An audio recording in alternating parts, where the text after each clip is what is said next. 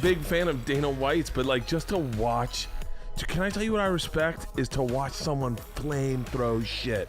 Just to go, oh really? That art form has gone. Just to be like, by the way, fucking, I can't believe Brendan wrote that. That's a fucking torch of a fucking. Do I like it? Yes. I liked it. I liked it. Should I comment?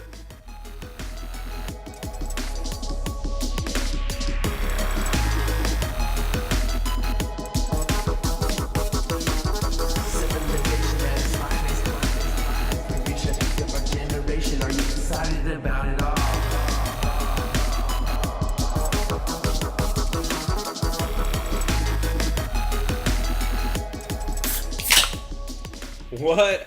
What up, everybody, and welcome back to yet another Sound of Violence podcast. Feels like it's been a minute. We were going to record, we'll get into that in a second. I'm Pulver. I'm here with my co-host, Chris Madaffer. What up, dude? Doing great, man. And I'll get to this again. Of course, I had an excellent weekend last weekend in Vegas. Yeah, which we will definitely get to, because a lot of wild shit was going down despite it being 105 degrees out there. Yeah. It's weird. There wasn't really much humidity, so it could have been worse. Yeah, it was not that much better out here, to be fair. Yeah. So, we should shout out, so of course, if you guys are new to the show, we are a podcast that talks about MMA podcasts. Each week we let you know the shows you should catch, skip, and can't miss, as well as we try and take a look at a new show. And our Papa Vodka presents Doug Stanhope presents our sponsors, which will come back up in this show since we broke podcast news this week on our Twitter. I am drinking on the Fremont Pride Seattle Kolsch. Yeah, that I brought that because this weekend, especially in San Diego, and I think in the United States, July is all Pride Month. All the proceeds to this beer go really towards good. the LGBTQ community. I think, which is great. Yeah. And I'm all for supporting causes. It's also a dope-ass can. Dude, it's fucking cool as shit. Got a What is that, like a pelican? I think it's a flamingo. It looks like a pelican. I think it's a flamingo because of the legs. No, but flamingos don't have those beaks. Yeah, it's You know what I mean? They have and they're pink and it's tiny. It's some kind of That's bird like some of sort prey of stork or something. some shit. Yeah, maybe. Oh no, it's a heron. There you go. It's a heron, I think. Yeah, well, we know how the gays are into that heron. Yeah. Apologize, but yeah, no, it's a dope ass can. It's fucking actually really cool, and this beer's fantastic. And you're drinking on Lagunitas, right? Yeah, and dude, did you notice the bottle cap? Look at that, the Lagunitas logo. That's like fucking laser etched in there or some shit. Or they cut it out. Yeah, it's pretty dope. So yeah, this is called the Something Easy. It's what kind of style beer is this? I have no fucking clue. I don't even know what it tastes like. It tastes good. It's probably like a session ale. It's like a session pale, probably. I'll look it up later. It's pretty hoppy. Yeah. I'm also drinking one of those. This is real good. Excuse me.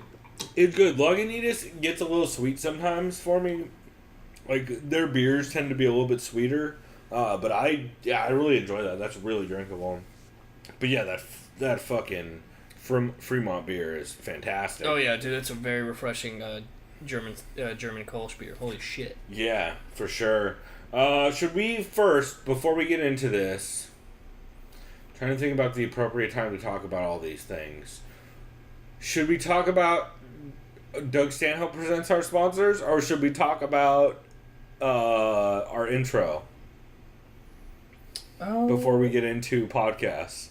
We can do the intro first. Well, so the intro, since we're not going to talk about it later, that was Bert Kreischer addressing the Israel Adesanya Brendan Schaub thing, which was hilarious this What's his name? Israeli?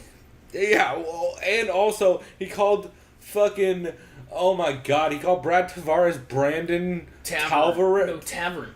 Yeah, like Brandon Tavern. What the hell? Oh, man. And then, yeah, Bert, of course, was just dying laughing because that dude loves that kind of goofy drama.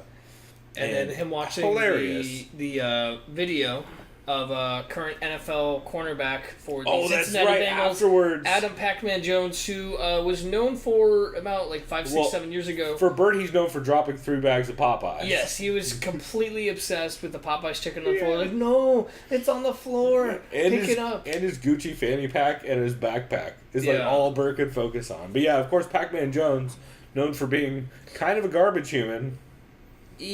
Yeah, he has shot firearms while inside of a strip club. Not generally a sign of good health. Yeah. He also met, I think it was Tom Segura's friend, something like that. I think it was Tom Segura, and he tried to get his autograph years ago. And he said, "Hey, can you please sign the ball for my dad?"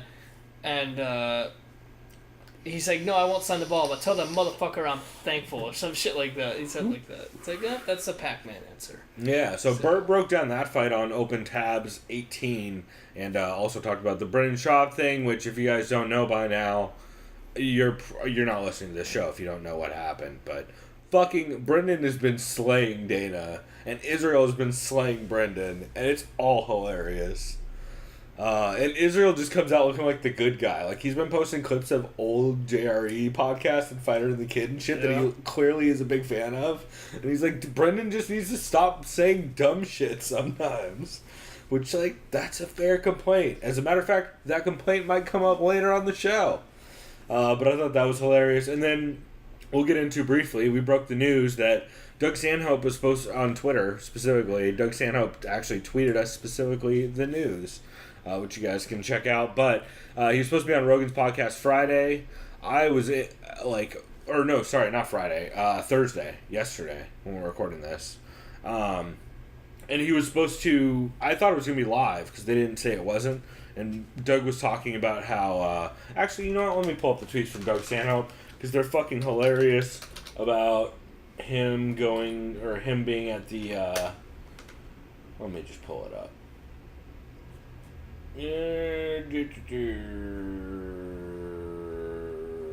Why can I not find this? I'm way too far back. Did you go to retweets? Yeah. Go up, Except, right? To I thought he said... What day is it? 13th? Oh, there it is. Right there in front of your face. Yeah, no, I know. But before that... Okay, here we go.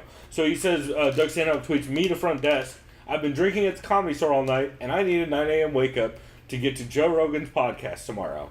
Come in prison, beat me with a pillowcase full of soap if need be." And the front desk person says, "We use D-cell batteries." That's great. Which is great. Doug Stanhope then tweets that morning when he was supposed to go on, just over an hour from now, 11 a.m. Pacific, Mike Harkis will be appearing open casket on Joe Rogan's podcast. And then there was a long silence where he didn't talk about the show at all, and it didn't go live. So we tweeted out, "Okay, hashtag MMA Twitter. I get that you're all hyped up about Brendan flamethrowing everyone. We're missing the real story here. What the fuck happened to the Joe Rogan podcast with Doug Stanhope today? Am I going to have to drink this vodka in silence?" To which he replied, "Nope, taped for Monday." So we'll get to hear it then. But that was hilarious. Also, shouts out to the dude who tweeted us back saying the sound of violence, drinking in silence. Oh, I saw that. Which I thought was fucking hilarious. But that was cool. I'm a big Doug Stanhope fan, as you can tell by the joke that I make every goddamn time we do this podcast. So, we will actually get into format now that I've rambled about all of that. And I will close Twitter, so I stopped seeing Dan Reichert posting pictures of Taco Bell like a trash person. He got married at a Taco Bell. Anyway. Classy.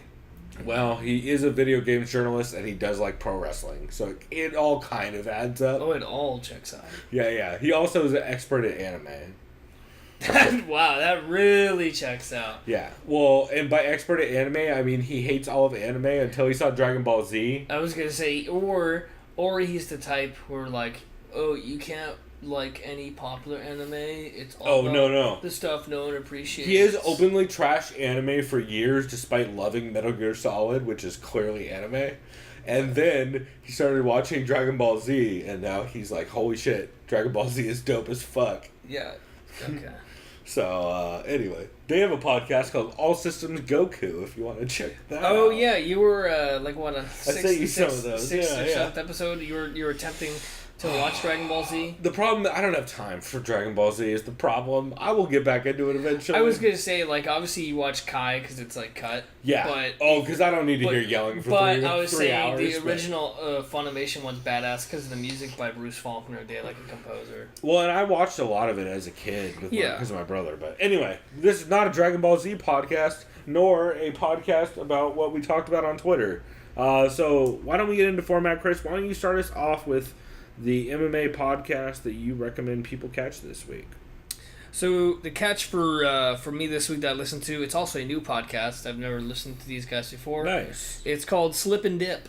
I love Slip and Dip. Dude, actually, I didn't have time to listen to it, but it's on my list of things to still catch. Because it's great guests, and those hosts are regular-ass dudes, Kendrick but they're cool. is one of the hosts. I can't remember the other guy's name. I think it was Matt.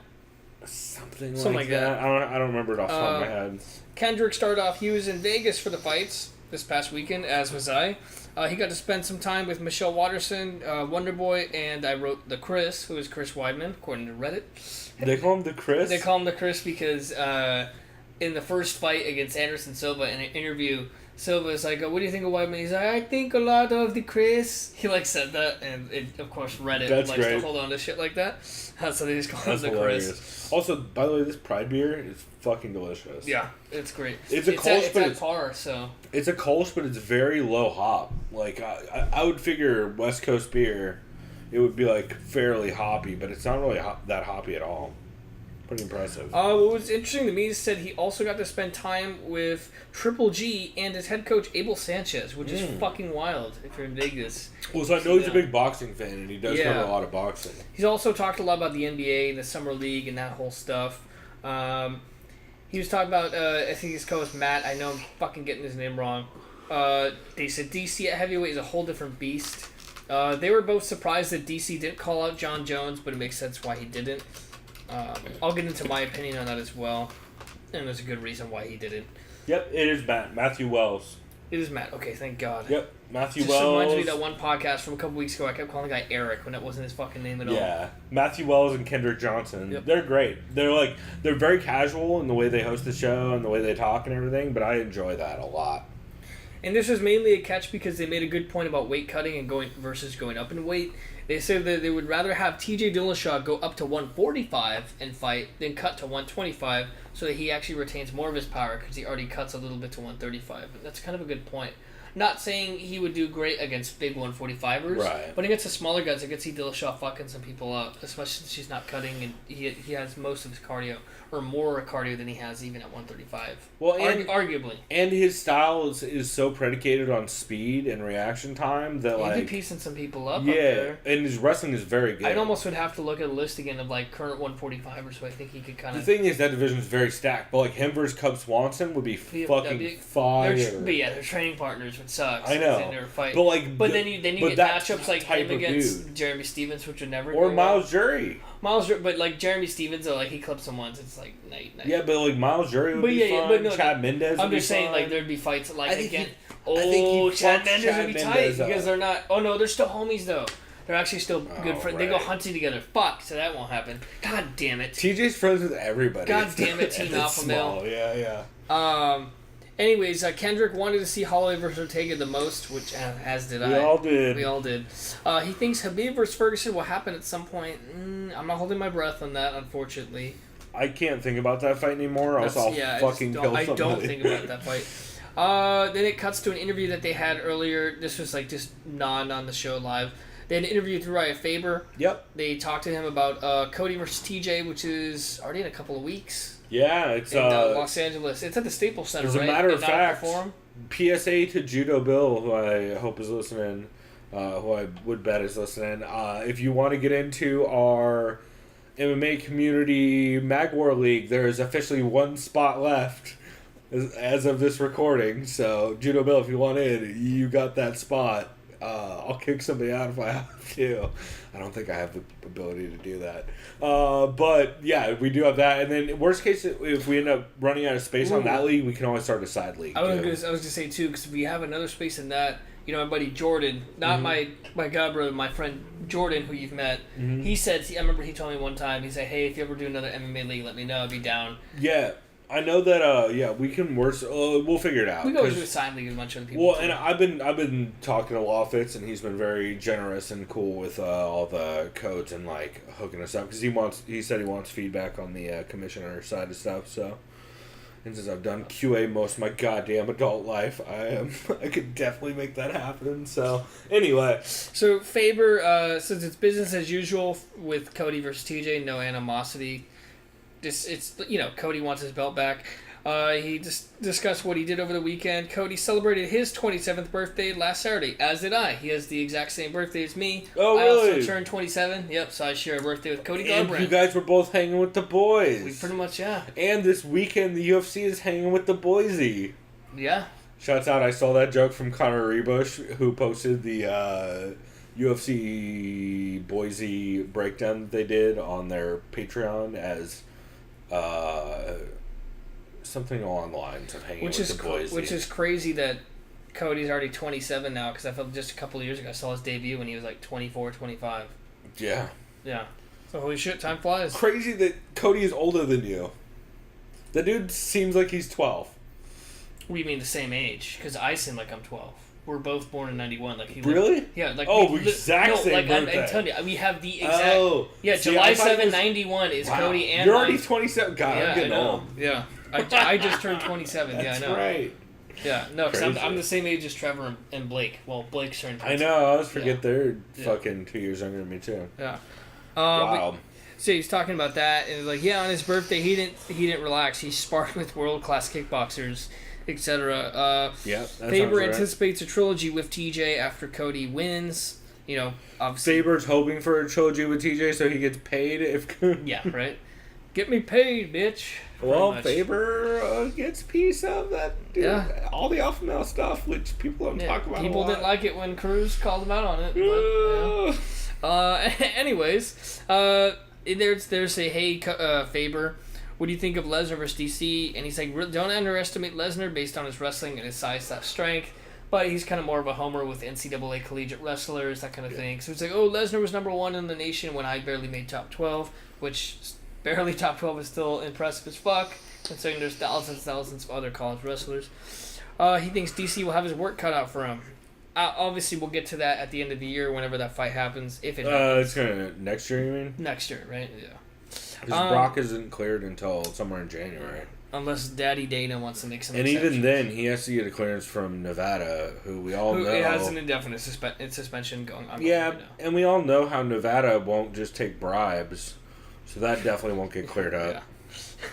Shouts out to every fucking commissioner in Nevada. And Pat Lumbaugh, even though that bitch ain't a commissioner anymore. Apparently, Faber got his foot ran over by an idiot driver. He said no broken bones though, so that sounds intense. I saw some threads about that online. Yeah.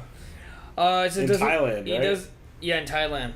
He doesn't understand why Darren Elkins goes down in the rankings when he's on a 6-fight win streak. Agreed. How is he that's below fucking the dude he beat, Mirsad Bektic? Yeah. Or Bektic? No, wait. He beat him. That's right. Yeah, because Bektic just beat Lamas. Yep. Oh, that's why. Wow. Well, but it's not like Darren Elkins has been not doing shit since then. I know. Yeah.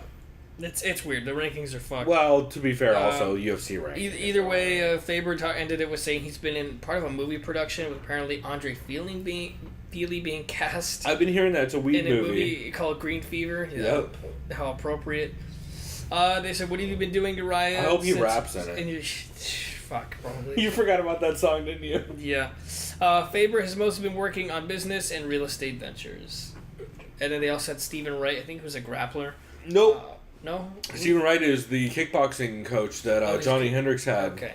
I only listened to maybe a couple minutes of it. Stephen Wright's fucking great. He also has a podcast called Stephen Warman Wright Kick Fighting Podcast or something like that. Maybe it's just a kick fight. If you just search kick fighting for a podcast, dude is a fucking wealth of knowledge on kickboxing specifically. That podcast mostly focuses on kickboxing. And he's also the scout for Glory, the talent scout for Glory Kickboxing. That's a big deal. No, well, he's the former kickboxing coach of like Johnny Hendricks and a bunch of people at Team Takedown. Oh, wow. Who was it that just sharpened up their hands a ton? Oh, fucking, was it? No, it wasn't Emily Whitmire, was it? Is Emily Whitmire the one that had way better striking last weekend? Somebody one of the women had way better striking this last weekend, and I was trying to figure out how they sharpened up their hands so quickly. And it's because they're working with that dude. Yeah, he's very, very sharp and very interesting. He's also one of the guys who gave some of the best breakdowns when Luke Thomas did the Conor Mayweather stuff.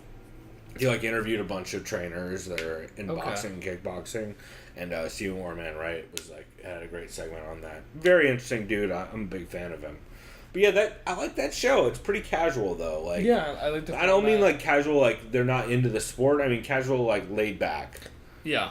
They're pretty mellow. They don't take themselves really too serious, and it's an easy listen. Definitely. I like it. How about you? So for my catch, I actually have a couple, but they are all. So I will shout out this catch. It is old as shit. It was not from this week. It is Doug Stanhope podcast, episode 248, from 3 or 4 months ago. Since I've been catching up on Doug Stanhope's podcast. But essentially, Doug Stanhope did a podcast with MMA fighter Brad Robinson and his hype man when they're out in Bangkok, Thailand. And it's really interesting. Essentially, it's just them hanging out, drinking, and talking shit. Of course, Brad Robinson is a guy who formerly fought for one championship out in Asia and a couple other orgs, but much smaller ones. One's in China, right? Kind of. Yeah, Asia in general, but yeah, China is their home base. But yeah, there's some crazy stories about Mayhem Miller. Also, they tell a story about Mayhem Miller getting signed on for Doug's spot in for a commentary, for a MMA commentary gig, because they offered it to Doug and Doug couldn't make it because he had shit already booked. So Mayhem Miller took over.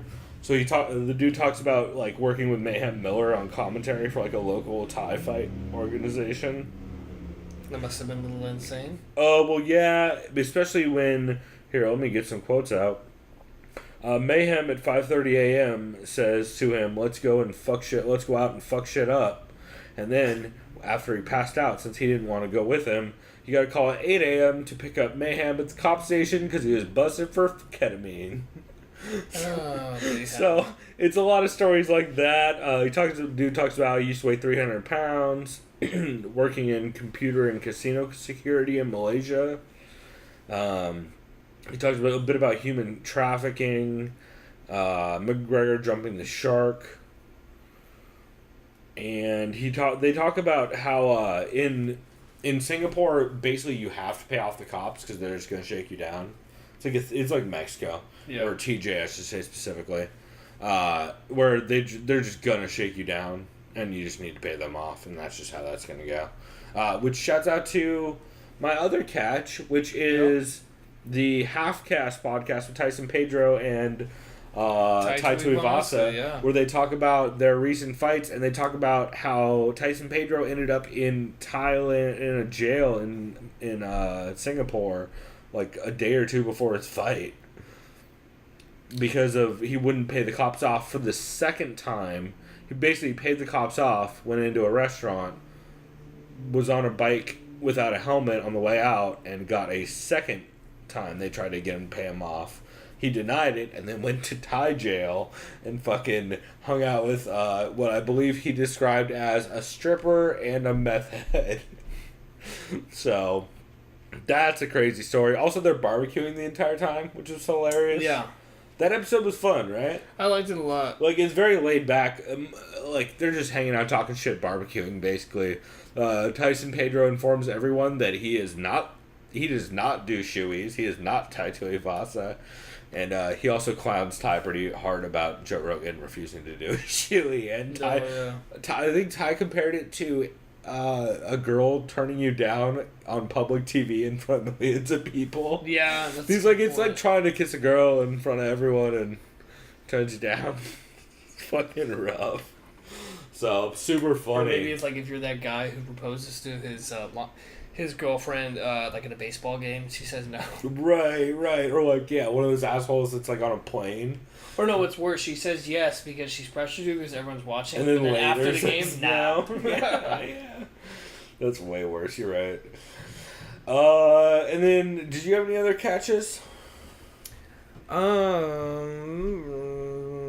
me see. Shouts out to requiring notes. We are one of the few shows where we have to check notes, or else it would be unbearable. We would have like 2 sentences about what we I'll remember. say this as a catch, kind of. Fights Gone By was cool. Yeah, it was pretty good. I like how he you had some good jokes. Yeah, I like how you mentioned how Bare Knuckle FC2 was announced, with Beck Rawlings returning, and of course one of our more entertaining fighters that we've ever seen. Oh, Crazy Horse. Yep, Charles. Felony. Crazy sorry. Horse Felony Bennett. Yeah. Crazy Felony Bennett. Crazy Felony. He talked about, should we feel bad for the Chris Weidman, or should we cherish Gastelum's title shot? I think it's good for Gastelum. He's getting his I title think it's shot. good for Weidman not to fight Whitaker right now. Yeah. I think that's not good Weidman's for still needs Weidman's time head. off anyway. He's still like hurt anyway, I think. I think. think Or maybe he's good. he's back, or he's close to being back. I knew he had the thumb injury for a long time that he was working on. Jack, the point he kept bringing up, which I agree with, it's about whom you beat and not how you beat them. So compare Holloway's track record and his way to the title compared to Demetrius Johnson. I think it's a little unfair. Then again, he's been kind of one of the pundits who kind of is not all on the Demetrius Johnson train. Also, can y'all tell Chris has a journalism degree because he just used the word whom? Yeah, right? Yeah. Whom, by the way, is when you ask about he or she, him or her, you know what I mean? Instead of who. I don't know what you mean. Never but mind. That's because, I won't fucking explain grammar. that's because I use the word y'all still every once in a while. Yeah. Anyways, but yeah, I say y'all all the time anyway. Two people are like, you looking this up? Like, not at all. I'm just too lazy to say you all. Yeah, and No, also it you all literally- sounds weird. Yeah. How are you all doing? Yeah, how y'all doing? Yeah. Anyways, don't forget about 2009 Brad Tavares. I don't know if you're getting to that. Yeah, no, I wrote a note of that. He talked about Max Holloway having to withdraw from the co-main event against Brian Ortega. He thinks it was due to hard sparring. Yeah. I It has to agree. be. It has to be. Well, it could just be he got clipped real He bad. discusses some but- people kind of criticizing Ortega for not taking a last-minute fight. He said, don't ever take a change of fight or late replacement. It's a bad idea to fight somebody you didn't train for. Terrible. I think that's common sense. Unless you think it's just a good style matchup. And Yeah, and you can beat 'em, And, yeah. it puts you in a good position. Like, there are cases like that. You're like, dude, who Like, the Ortega fuck, against... like, dude, who the fuck would want to fight Jeremy Stevens, who you didn't train for, and who can knock you the fuck out? Well, and Ortega late notice against Edgar is, like, that benefits Ortega for sure.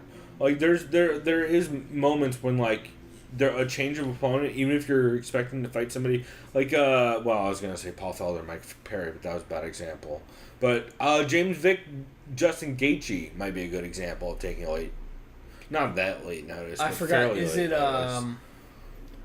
It was Vic who's filling in late notice, right? Well, they were both had different opponents. Oh, And so then, they're both late notice fights. So does it cancel out? Well, that's the Kind thing. of. Well, like that's also They're both like, at a disadvantage. yeah, but I think it's more of an advantage for Vic, who finally gets to fight a fucking ranked fighter, and Gaethje's like, And what? he knows what to expect from Gaethje. Who Yeah. has the same style. And- yeah. Well, we'll see. The leg kicks and that is will gonna be a be fun. Well, remember, because even Gaethje said, "Oh, this time I'm gonna be implementing my wrestling because my coach has been telling me lately, hey, idiot, stop." Like, it's good you absorb. Yeah, but it. he's been saying that for like 3 years. Yeah, we'll see. If he does the wrestling, he takes that fight. I'm just saying that premature fucking prediction. Anyways, that's not what I'm getting to here. I'm going to wrap this up. The thing that made me laugh, he said Brad Tavares looked like a 2009 era fighter. Says, I'm saying this because if you look at his bio, he says, I moved to Vegas from Hawaii to become a fighter. He said, considering before 2010, moving to Vegas to become a fighter was a good idea because that's where the best camps were at that time, including Extreme Couture. Yeah. Then he talks about the main event, which we'll talk about, but he's basically saying it's the punches your jaw or brain aren't ready for that affect you the most, 100%. For sure. If you It's know always- someone like Ngannou is going to fucking knock your block off and you anticipate that, you'll probably live. Versus... Well, as long as you see it coming. Shouts out to yes. Alistair. Yeah. So that's what I had for the other kind of catch. Yeah. My only other catch that I wanted to throw out there was, very briefly, MMA Vivisection is killing it this week. Which is hosted by Zane Simon, and they did MMA Vivisection for Bellator 203 and 202, which had Eddie Mercado and Vic on it. Victor Rodriguez. Those dudes are always hilarious, and they are will openly clown Bellator for weird matchmaking if that's the case, which they do hard on the Italy episode or in the Italy portion for 203, and they also give just good insight, stuff that unless you were following Bellator regularly, you wouldn't know the backgrounds on. Like, their takes are very well informed, and they follow Bellator pretty consistently. So, if you're looking for, an in on some Bellator knowledge, they're a great recommendation. And then the UFC Boise MMA Vivisection with Conor Rebush and Zane Simon. Just fantastic. They just break down the entire card, bottom to top, and go very in-depth on tape study, and are referencing fights that happened 6 fights ago that they watched recently, and just the amount of tape study they do, they don't get nearly enough love for that show because it's there's a lot of small technique things that they point out that I would have never caught without them. So I highly recommend it. Yeah, they do the hard work that most of the people kind of don't really want to commit time to. So well, and most people don't have time to commit time to. I would watch a lot more tape study if I had the fucking time to do it. But yeah, it's just fantastic. So I definitely recommend checking that out. And then why don't you start us off with the show you recommend people to skip this week? First off, we should give our Eugene S. Robinson style disclosure. Just because we are saying to skip your show this week does not mean that we're constantly saying to skip your show. Just means that this week you fucking up. Although honestly, you could probably skip the show I'm going to talk about this week and never miss anything. You'll see a thread about it if it's important. Go ahead. So mine is to skip is the Savage MMA show number 21. Wow. With Hank Hill. Hank Hill is back. Oh right, Hank Hill. I forgot about Hank Hill. Yeah. That guy's fucking accent is so good. DC to me is a winner looking like he ate 12 chicken dinners. I think I fucking love this show. I'll tell you why in a second why I just skipped. He said his power came from his gut hanging over his shorts. Yep. Goddamn so, hot. Okay. It's the tip power, Chris. He had 2 other guests. I can't remember their names. He doesn't want to really give too much credit to DC because he said, in quotes, I thought DC was getting his ass whipped. I'll explain my recap, but seeing it in person, yes, Stipe was piecing him up pretty good, and it looked like, in the beginning, and I could see it was coming from, but based on when I was listening, I feel like these guys had a lot of money on DC, or something. They had some sort of part. They were all for DC. Really? Yeah, 100%. Don't get me wrong. I thought DC, or wait, Stipe, why did I say? right? Yeah, I meant Stipe. See, okay. my brain. That's why I got confused. Yeah. Yeah, no, excuse me. They're all for Stipe, clearly. Me and you were for DC. I thought DC was going to decision wrestle fuck him based on just. I had TKO round 4, I think, or 3 for or DC, 4. right? Yeah. Anyways, Hank is not buying #GOAT talk for Daniel Cormier at all. Shocking. Yeah. Let me guess. He's a fan of hitting women with cars. A little bit. Yeah. It was weird. He had... what was it? He didn't even bring up the fact that, Cormier was, undefeated at heavy. It was weird. His logic for that was... I can't remember. I think it was mainly the John Jones thing in, Oh, shit. You just reminded me. I need to pull up a tweet we sent out about my skip this week because he said, okay, keep going. So Hank is hitting on #GOAT for DC. Said he doesn't know what shenanigans Ngannou and Lewis were up to in that co-main event, but Lewis came to the fight already hurt, which is bullshit because it could have been better. Fight overall, even more impressive outcome for Lewis. Oh, well, so he should have pulled out, yeah, and there be no main and no co-main and co-main. He says one of the worst fights of all time. Seriously, it is. In my opinion, I don't know what you really say is the worst fight of all time. I thought it was pretty fucking bad. Don't get me wrong. I thought people brought out their flashlights on their phones a little too early, which is why I kind of thought that was bullshit. But then after the first round, I was like, okay, this is lame. This is really bad. And the fact that Herb Dean said, hey guys, it was bad. You need to fight. It looks worse on TV, I would bet. And I couldn't hear the commentary, so I have no idea. I'm sure Rogan was roasting them. Yeah. In a way that, Rogan... How was Cruz, by the way? I heard he did great for this card. fucking phenomenal, and even better. Because I heard he did a great job breaking down like DC's approach to the fight to Rogan, and he also did some dope interviews afterwards. The one I remember off the top of my head is he was on MMA Hour with Luke Thomas talking about it, and the way he breaks down how Cormier lets dudes get the underhook so that he can use it to get the single collar and then work dirty boxing from there. See, is it's really like, interesting. It's bittersweet with Cruz. I really want to see him back, and if I were Sean Shelby McMaynard, I'd have him fight a Sun Tzu. Yeah, but I don't want to see that fight. But I feel like that fight would be kind of predictable or just boring. And I want Cruz in title fights or money fights at this point, or else what are we doing? What's the point? Yeah, just stay commentating, stay healthy. Yeah, or be a coach. I don't know. Be a coach. That dude's a fucking just tape study alone. If I had more money, it would make me want to just join Alliance, because I'd want him to be a coach. Yeah. Please train me. I would train me in the art of underhooks. Dude, for real. Yeah. Hey, and whizzers. To be fair, I have been shouting out on how important underhooks are for a very long time, and maybe it's just because I love Dom Cruz, but good God. They're important, people. What I liked about this podcast, they analyzed what's next for Dan Hooker. They loved his fight. That's a fight I missed, unfortunately, because I was kind of walking around after eating. Okay, so on the break, before we talk about that briefly, we will watch that since it's not very long and it's very dominant. Shouts out to Dan Hooker fighting out of New Zealand, fellow Kiwi, along with fellow training partner Israel Adesanya. Yep, City Kickboxing. The prelims were great. I agree 100% because I sat in my seats around 4:45. I caught the fight before the prelims, whatever the fuck that was. Yeah. That's right. Your Instagram's private, or else I was going to tell everybody to go look at your Instagram. Sorry, guys. That's right. Well, you know what? Maybe we'll get Chris to post a thread with pics from... Or actually, you know what?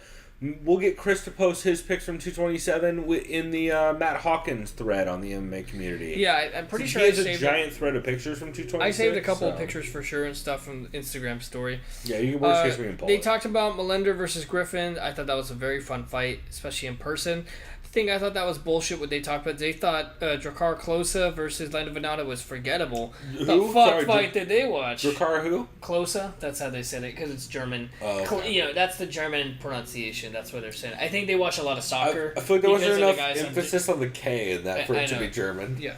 Anyway, Klose! Yeah. Drakkar Klose. Drakkar Klose! But yeah, anyways, what the fuck were they watching? Because I thought that fight was awesome. I thought the fight was fucking great. Yeah, super fun. A lot of volume. And I remember I mentioned to you, I ended up sitting, and I'll mention this again, I ended up sitting next to this guy who did martial arts for 35 years. We talked to each other's ears London, off. Right? From London. Really cool guy named Jay. Yeah, not Bobby Razak, despite all the descriptions sounding like Bobby Razak. Shouts out to Jay. Really cool dude. Holy shit, it was fun just picking his brain and me explaining to him, because I even explained to him, he's like, what's the deal with Kobe Covington, And then I was explaining to him he's playing the hero. You're like, he's a cunt. He had no idea that it was an act. Like, he thought buy it? He thought that he was just a cunt. And I told him, he's like, oh, so he's basically like Chael. I'm like, well, evidently Chael has known us since 11. He's like, oh, it all checks out. Also, and he was honest. He was like, oh, good on him for getting the fight against Woodley. Yeah. And he thinks it's going to be a close fight, based on him. Yeah. I don't, but that's interesting. Well, it could if it goes past the second round.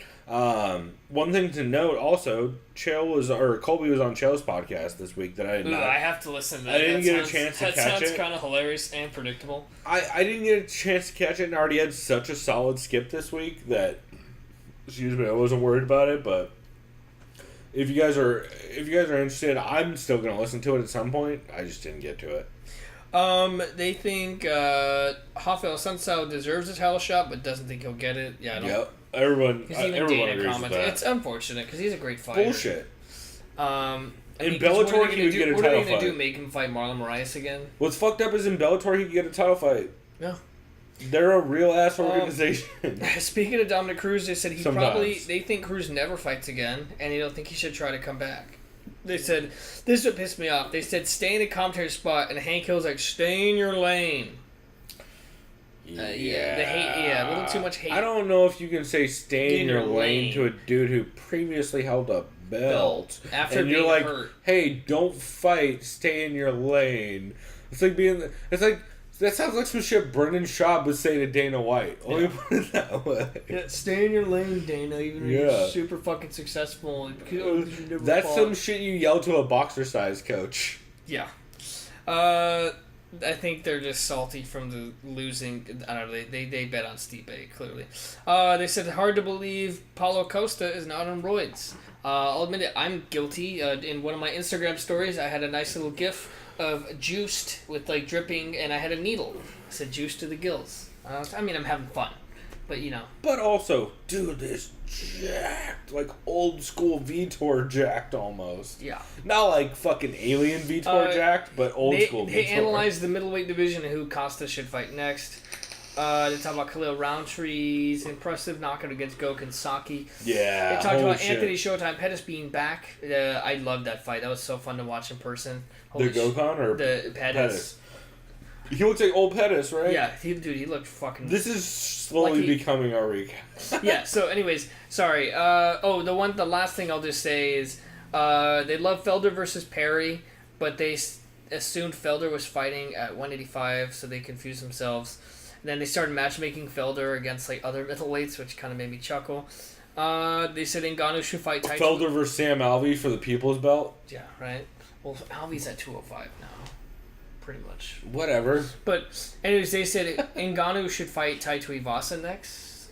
I don't know. You don't hate that. They said I actually don't hate that at all. That's actually not that bad. I've never heard anyone mention that, but I like that. Yeah. I think Tai Tuivasa fucks him up though. Yeah, I think so too. They said whoever fights Stipe next is fucked because he doesn't have the pressure of being a champ, and he's probably going to bring that same confidence he had when getting that belt. And that's a good point. He's still dangerous as shit. Yeah, I've heard Junior talk a lot about if he gets a win, he wants the trilogy. That's what I had for my skip. Otherwise, it's always a solid podcast. Yeah. But yeah, a little too much hate, especially on DC. Yeah. Both DCs. Hank Hill sounded a little salty, which he was on the episode I listened to previously. Yeah, Bobby must have been acting up. So. Yeah. That or, I can't remember the wife's name. Peggy. Of course. Of course it's Peggy. My skip, oh god, let's just start with the tweet I sent out this week. This is a quote, which I started with, asterisk psi asterisk. This was sent out by Brendan Schaub. This was a quote from Brendan Schaub on this week's podcast. The only time Demetrius Johnson stepped up in competition to a higher weight class, who was it?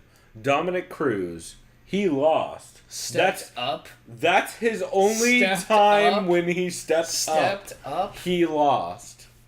Oh my god. How about the other bantamweight fights that he won when he didn't step up and he started at bantamweight? Yeah, evidently, I included in the tweet, that was from Brendan Schaub, who evidently forgot WC was a thing and thinks flyweights always flyweight came always about, existed. Like 2012, some shit like that? Maybe 13? 13? It's about as old as the women's divisions. Yeah.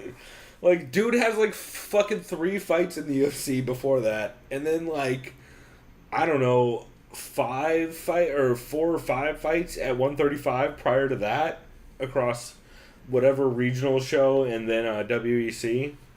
Like, he has a loss to Brad Pickett at 135 back, like, forever ago in WEC. Yeah. I don't know. I know it's just Brendan talking too much and not thinking about what he's saying, which leads into... you can go ahead and skip the Below the Belt episode 87.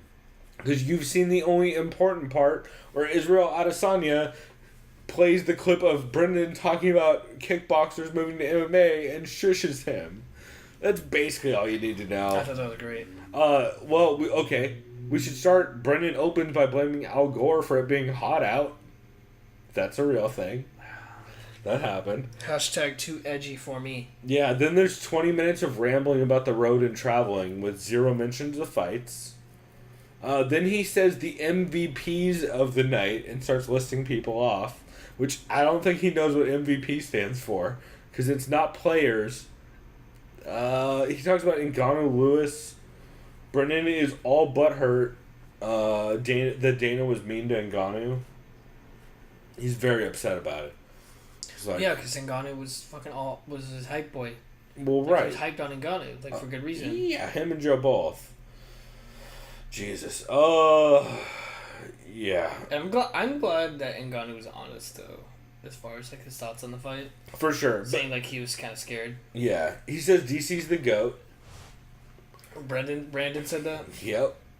And then, he said that fucking quote about goddamn DJ. And then, like, he doesn't think, I guess Yamamoto, Miguel Torres, and all of WEC they don't exist.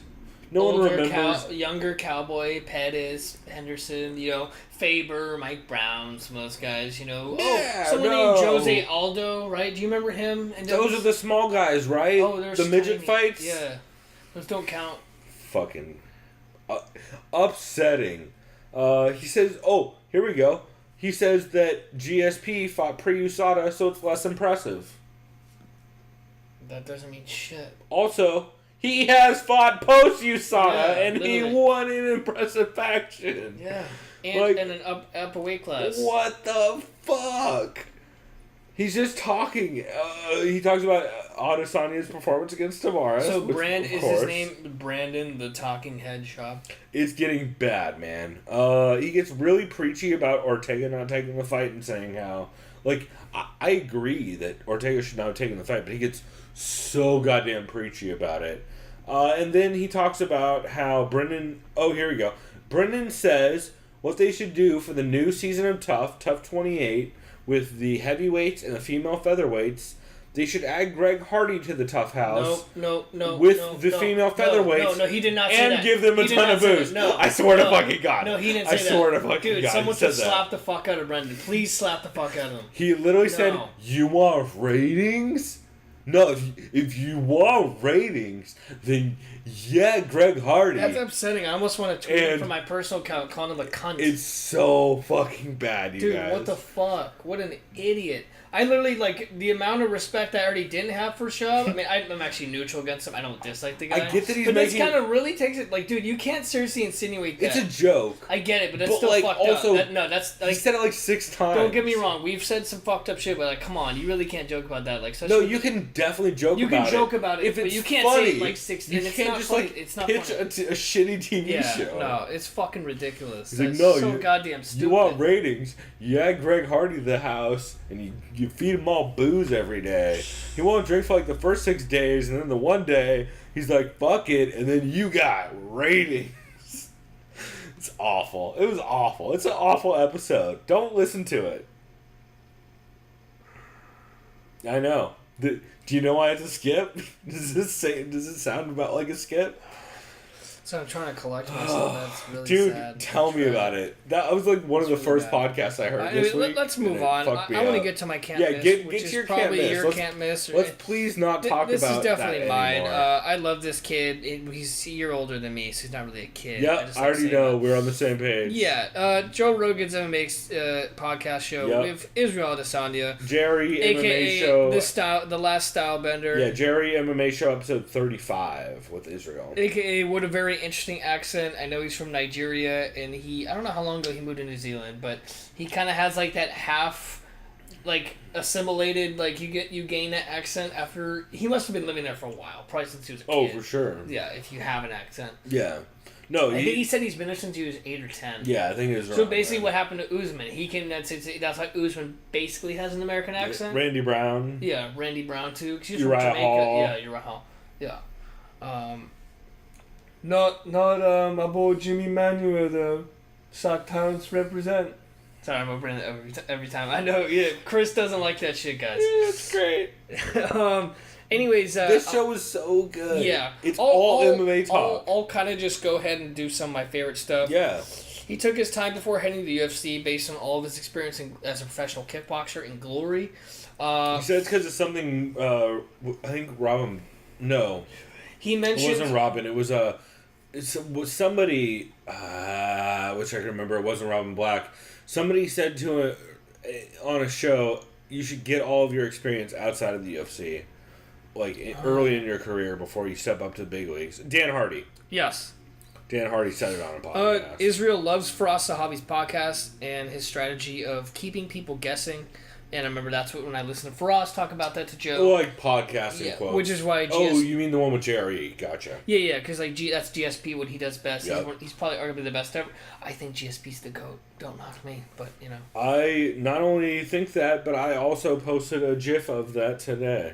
Dan Hooker Shouts out is... to the MMA community. Monsters Pick'em Season 19, which just started, and Chris already missed the first event. God damn it.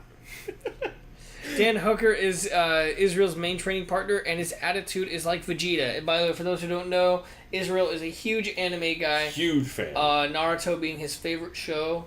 Which is weird, because normally you always hear DBZ or like... Clearly he does One like Piece Dragon or Ball, weird though. shit like Yeah. that, yeah. Clearly he likes... I mean, pretty much every fighter probably likes Dragon Ball. Yeah. He also makes a Tekken reference at one point. Yeah. What I like too is he helped John Jones train for Anthony Rumble. Or no.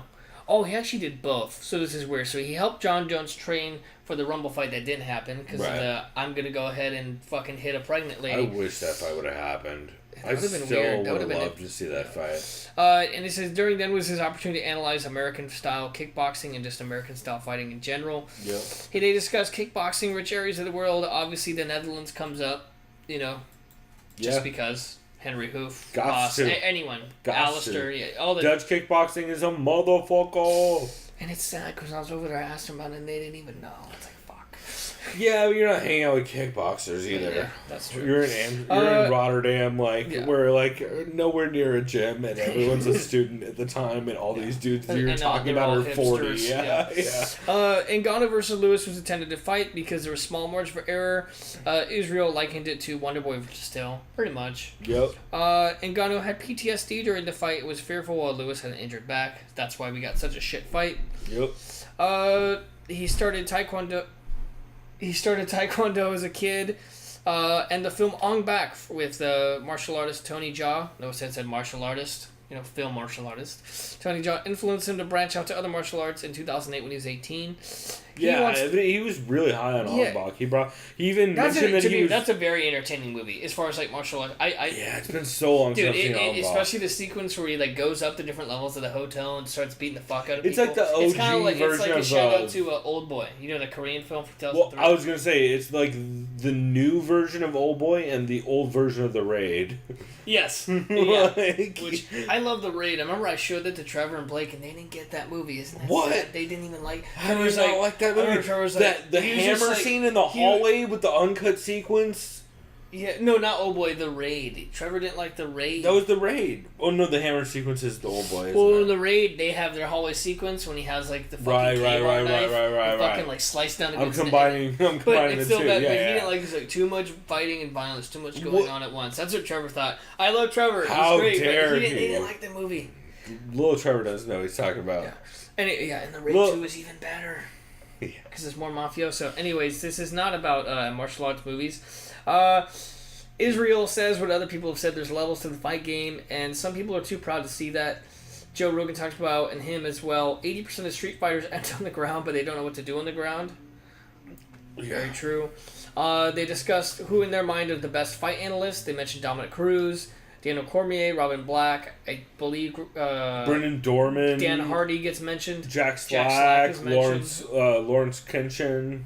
The other notes I have is Pedro Hizzo could fuck up a 200-pound bag with kicks, as witnessed by Joe Rogan back in L.A. They also talk a lot about oh yeah, sorry, go ahead. I was going to say, the only thing I'll have after that is dopers and cheaters will always get away with cheating, mostly as long as they have a team behind them who could fund it. Shouts out to John Jones. Just kidding. I'm just throwing shade. Yeah. Shouts out to Paulo Costa and Yoel. I love you. Right? Don't kill me. I heard someone say, you mentioned Paulo Costa and Yoel. I heard someone say recently that the fight they should make is Ilir Latifi versus Yoel Romero. And that sounds like the most fun fight ever. Dude, that's only going to be a good fight. It's like except that's just going to be Derek Lewis versus Ngannou Part 2, right? Because they're both... it's another mirror match. I can kind of see...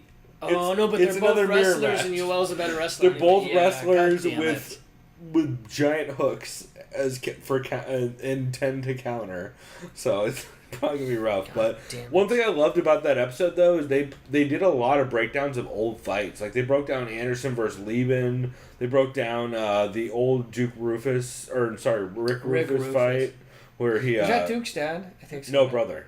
Or brother. Okay. Yeah, because Duke after that fight has an interview where he's like, "Oh, leg kicks are bullshit." Oh yeah. And then he's like since talked about how like, hey man, I should know. Like no one really knew back then.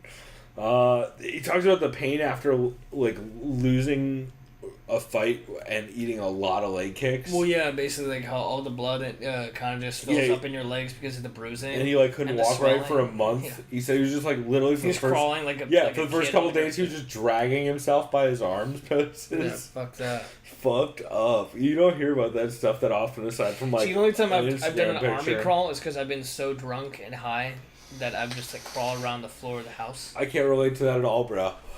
I've never done that. He does talk about how he uses Lockhart's method of weight cutting. Yeah. And he said that he's been in touch with Ian Kidd about the newer versions of it. Because he's like, oh yeah, I've been talking to Ian, and like just because I happen to listen to a lot of Three Amigos podcast, I know that Ian Kidd is one of the guys who works with Jordan Lockhart, a very knowledgeable dude in the nutrition field, and also I know Israel listens to a shitload of MMA podcasts. He mentioned like 8 times he's a giant fan of like Rogan and Schaub and Fighter and the Kid. He has some great posts like from, I don't know, fucking 2 or 3 years ago about how Brian and his rubber dick are very cool, but Brendan needs to calm down. He called Brian on his Instagram post a gay old man. Yeah.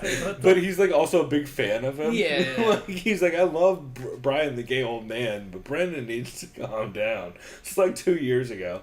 So shouts out to why Brendan's probably still pissed.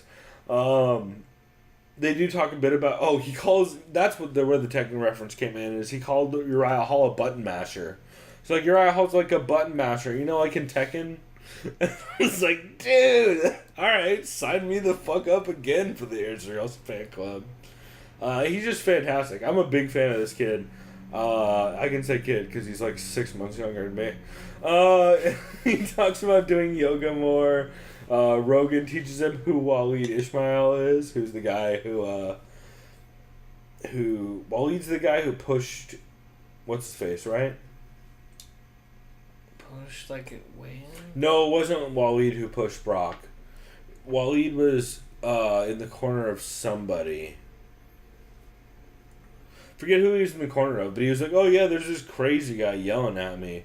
Rogan's like, oh, that's Waleed Ismail. He's fucking been in the, like, he fought in the UFC 10 or 12 or whatever. So, wow. Fun stuff. There's a lot of cool references. And he does mention towards the end of the show that he's looking to train at some different gyms just to get different looks. Like, not like move to gyms, but just travel around and train. How about you come down to San Diego so we can maybe see you? Yeah, fuck yeah, I'm down. He was in LA all weekend taking pictures with Tony Hinchcliffe and shit. So it was, definitely that was a great photo. Yeah, it's good. So it's definitely fun. I'm a big fan of Israel, and especially after that show. Dude's super personable and very funny and shout out to him hanging out with a bunch of other anime nerds such as my cousin Roxanne Modafferi. My cousin, and who else is an anime nerd? Luis Pena. Yeah, he looks like he would be a huge fucking 100%, anime nerd. And Alex Caceres. Yeah, well, again looks like a giant anime nerd. Yeah, evidently they were all hanging out talking about fucking great. Like Naruto and shit, like Dragon Ball. DBZ, yeah. Oh my god. So it's hilarious. Because I remember in one of the post-fight Israel interviews, seems like a great dude. He was like doing some Naruto shit. Because one of our brothers was like, I recognize that.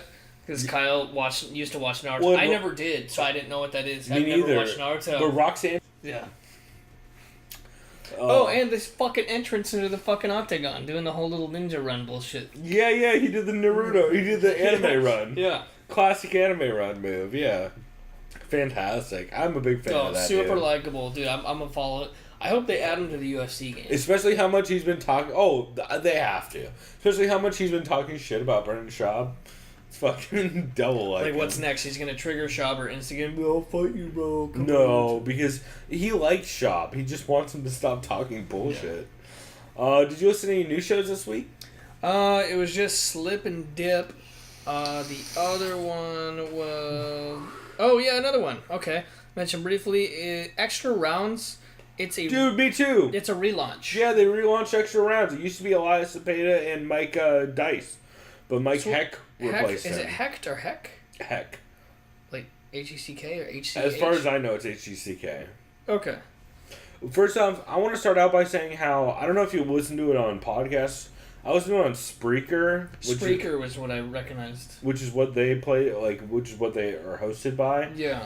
So an ad played before the podcast started. Then he immediately starts reading an ad about selling diabetes supplies back to people. Not gonna lie, caveat here. When I was catching up a podcast, I was playing MLB The Show 18 on my PlayStation.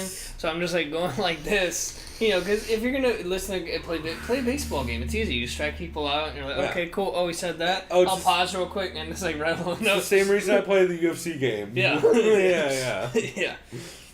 So yeah, that's why I probably went over my head. Right. So I was busy fucking trying to throw a no-hitter. It was a good episode though. I liked James Lynch Skyped in. They talked about the segment Going the Full 5, which is they essentially talk about 5 news topics. But yeah, I liked it a lot.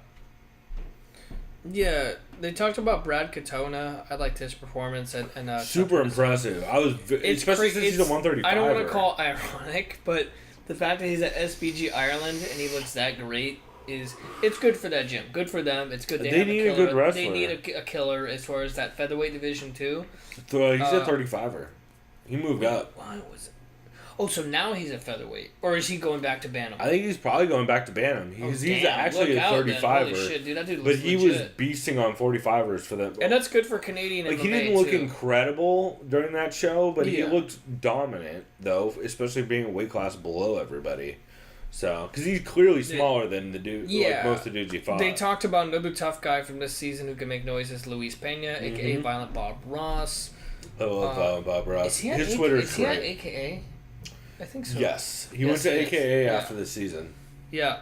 Oh, that's right, because I just saw DC's Instagram story today, and he was with Violent Bob Ross. Yeah. And he's wearing some ridiculous outfit, and he's like, Luis, this is what you fucking buy with your $75,000 payout. He's like, you look like an idiot. He's like, your sweater should be below your waist, not above it. He's just kind of clowning. It's kind of funny. Yeah. DC love shit talking. Yeah. Yeah, they said they were surprised how impressive Adesanya looked, considering how he struggled with Marvin Vettori in his wrestling. But Tavares didn't really kind of shoot, did he? He tried a couple times. Adesanya did have some impressive scrambles. Well, he also keeps his hands low, which is like how Robert Whittaker went tough, is by like keeping especially your lead hand low and just tucking behind your shoulder. So that way it's really easy to dig an underhook when people shoot.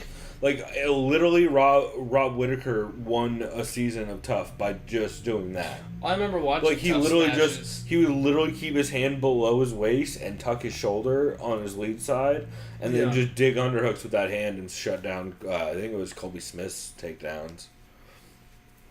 So, yeah, they said Paulo Costa is uninterested with the fight against Israel. Costa should fight Weidman is what they were suggesting. I'm not against that fight, but I know the UFC doesn't want Israel versus Costa. Yeah, no. But Israel wants they Costa. think Weidman should have gotten the shot over Gastelum, but mainly only because he beat Gastelum. I get it. Yeah. Whatever. Yeah, exactly. And because whatever is exactly right. You know, I think Weidman will get a title shot eventually. If he wins his next fight, at this point, yeah, he'll probably If get he another wins shot. a fight, yeah. Yeah. It's been a while since he's fought. Especially if they say fuck it and he does fight Costa and like say he submits him or wrestle fucks him, yeah, they'll probably give him a title shot. For sure. Depending on what happens between Whittaker and Gastelum. Especially if Gastelum wins, then yes, the Chris will get another crack at Gastelum. Got to, yeah. Because he'll already in the That's actually actually- I submitted him, that kind of shit. If Chris is smart, that actually works out better for him. He should probably just sit out. Oh yeah, let's do that. I mean, he shouldn't sit out because someone will make a name at 85 before then, but... Israel? No, too No, early I for know, that, I'm dude. kidding. But he's going to be top 10, though, probably. Just because of how dominant he looked. But yeah, so this show's good. It's not the same as it used to be at all. It's a totally different show. What did it used to be called again? Was it the... It was Extra Rounds. Okay. But it was, or whatever the name is. It's Extra Rounds, right? God, sorry, it's so funny seeing that chick on the far right from Dude, Where's My Car? I saw her in an episode of Joe Rogan's podcast. She's great. When she was on there, she's funny. Not Marilyn Rice Cub. Is it Marilyn Rice Cub? I think that's her name. I don't know, but I remember. I think it's Marilyn Rice Cub. She's on JRE. Yeah, she's great. And then that guy House with Sparks. House Sparks, yeah. Fucking yeah. Sorry, I have. They stole our jumpsuits. I've got rotating screenshots on the background of my computer, and They stole our spacesuits. there's some Zoltan shit going on in the background. So one other thing that happened is they mentioned, they started talking about the Boise card, and then played the Jack in the Box interview or the Jack in the Box ad. Which, how many ads are shoved into this fucking show? I did hear that, and I was, so confused. I'm like, what the fuck is going on? Well, so, it is technically... So, it's MMA fan-sided. Okay. I believe is the name of the website they work for. Or no, fan-sided MMA. But, they're also ESPN MMA. No. Not ESPN. Shit. God. It's one of those big sports companies that's, dying. Bleacher Report? No, kidding. Not like that. It's Sports Illustrated. Oh, yeah.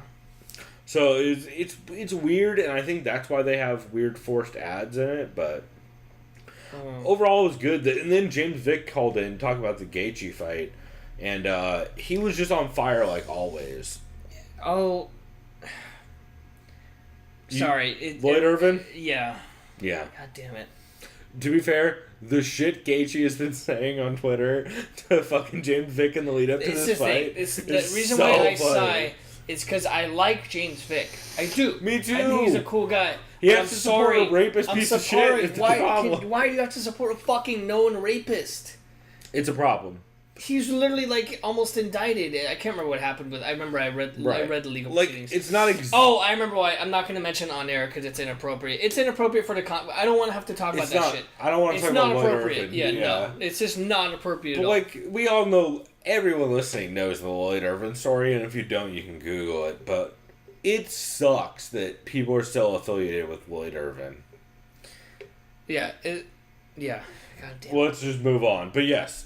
James Vick, aside from that, great interview as always.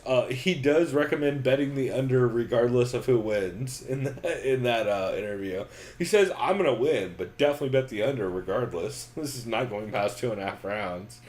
And then Curtis Blades calls in, right? I think so. Yeah, Curtis Blades calls in and talk about what's next for DC. And he says some shit like, title fights are basically popularity contests at this point. Yeah.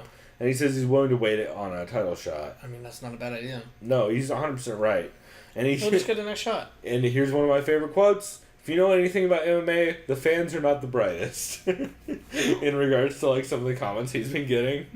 Which, it's fucking hilarious. I read a comment today. Obviously, there's fanboys of everyone, and I've thrown shade at some Diaz fanboys just for fun, just to. It's like, dude, please just stop talking. Just please just stop talking. Yeah. Please, no. It's yo, bro, you must. I guess the GSP fight didn't give you any kind of inclination about how wrestlers do against the Diaz brothers. Just put 150 more pounds. And I love the Diaz brothers. Put 150 more pounds on top of GSP. Yeah, I know. What do you think is gonna happen? And make him a better wrestler. That doesn't make it past a minute. Imagine if GSP was an Olympian. Yeah. Fucking.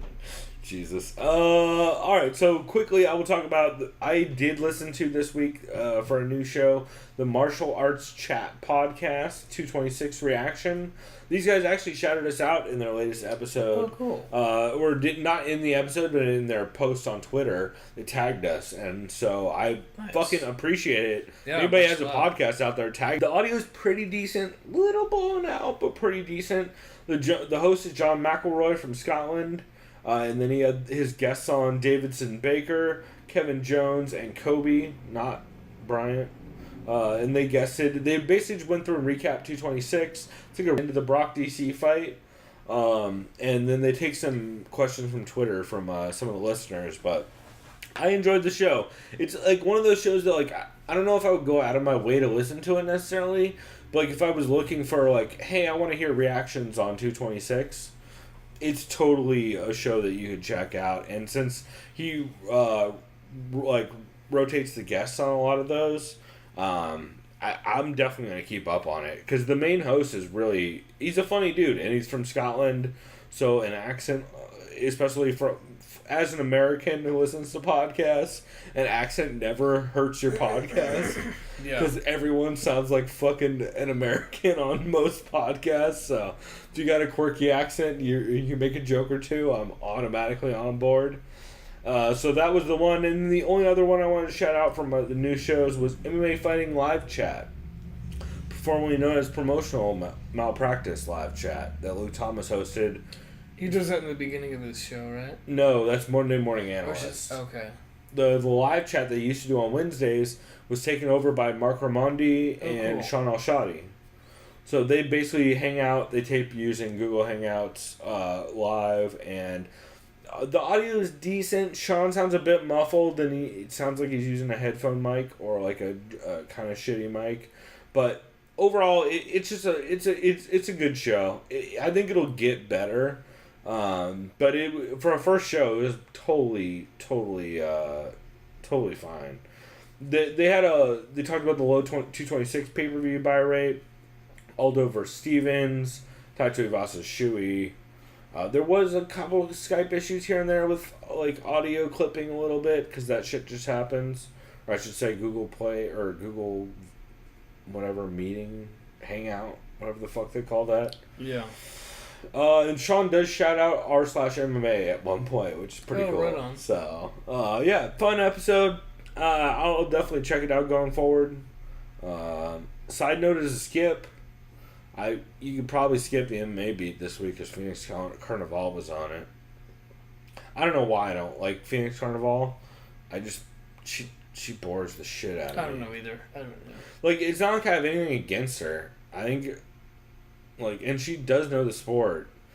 I just don't like the way she is on podcasts. Like, she just kind of takes over podcasts. She does the thing my buddy Gio does, but not in the fun way where they make it fun. She does the thing on podcasts where it just becomes whatever conversation she wants to have. Yeah. So, I don't know. It was fine. Is there any other ones you wanted to shout out?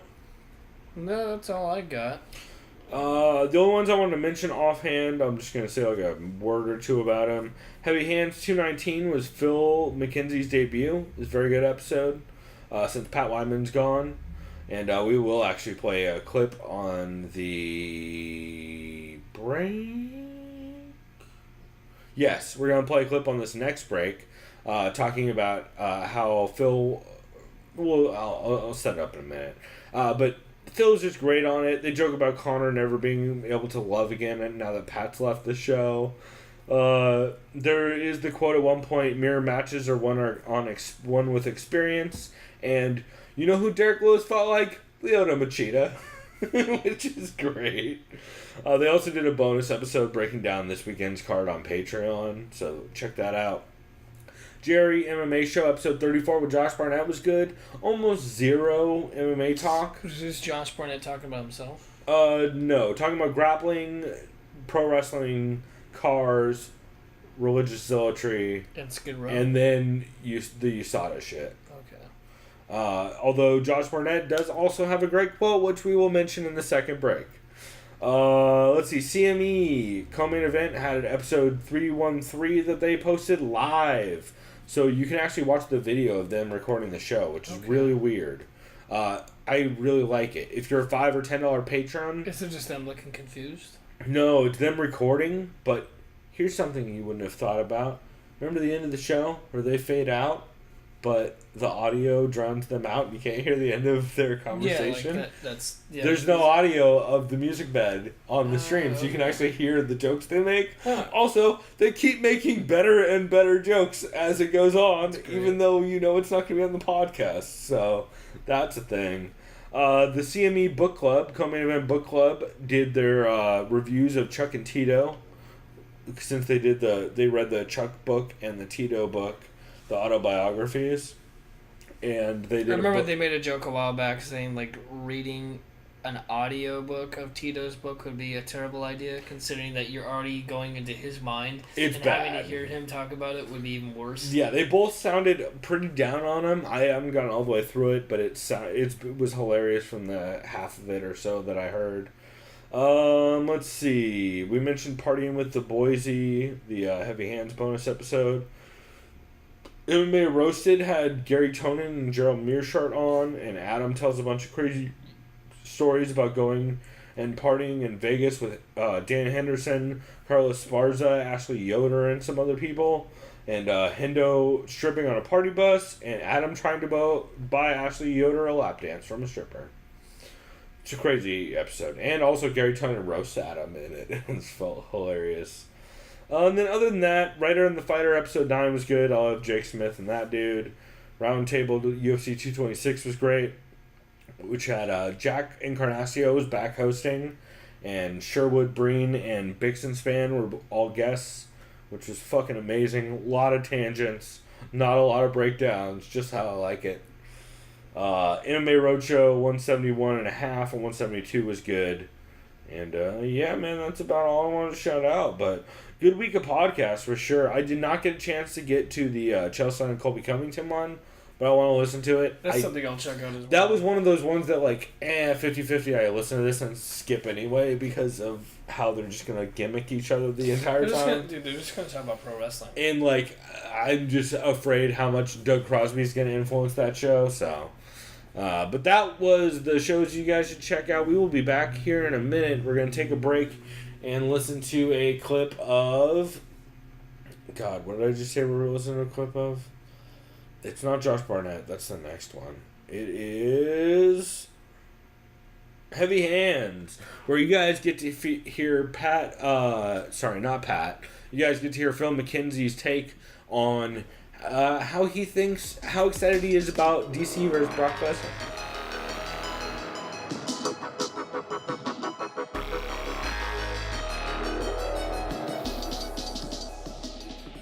Yeah. No, I would like to see. I would like to see the Brock Lesnar fight, not because I think it would be interesting, but just because Cormier's he's such a good dude. Yeah. And I'd just like to see him go out on a big win with tons of money where everyone will look at it and they'll be just like, wow, look at how giant and red that guy is. How is he possibly going to win? And then the answer will be pretty easily, and it will look super impressive to tons of casuals, and they'll love DC, and they should love DC.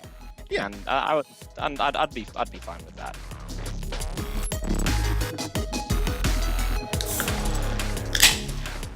All right, everyone. We're back. Yeah, we are. As cued in by the crisp sound of opening a BFF collab beer, courtesy of Stone Brewing and Pizza Port. That's right, they're beer friends forever. Yeah.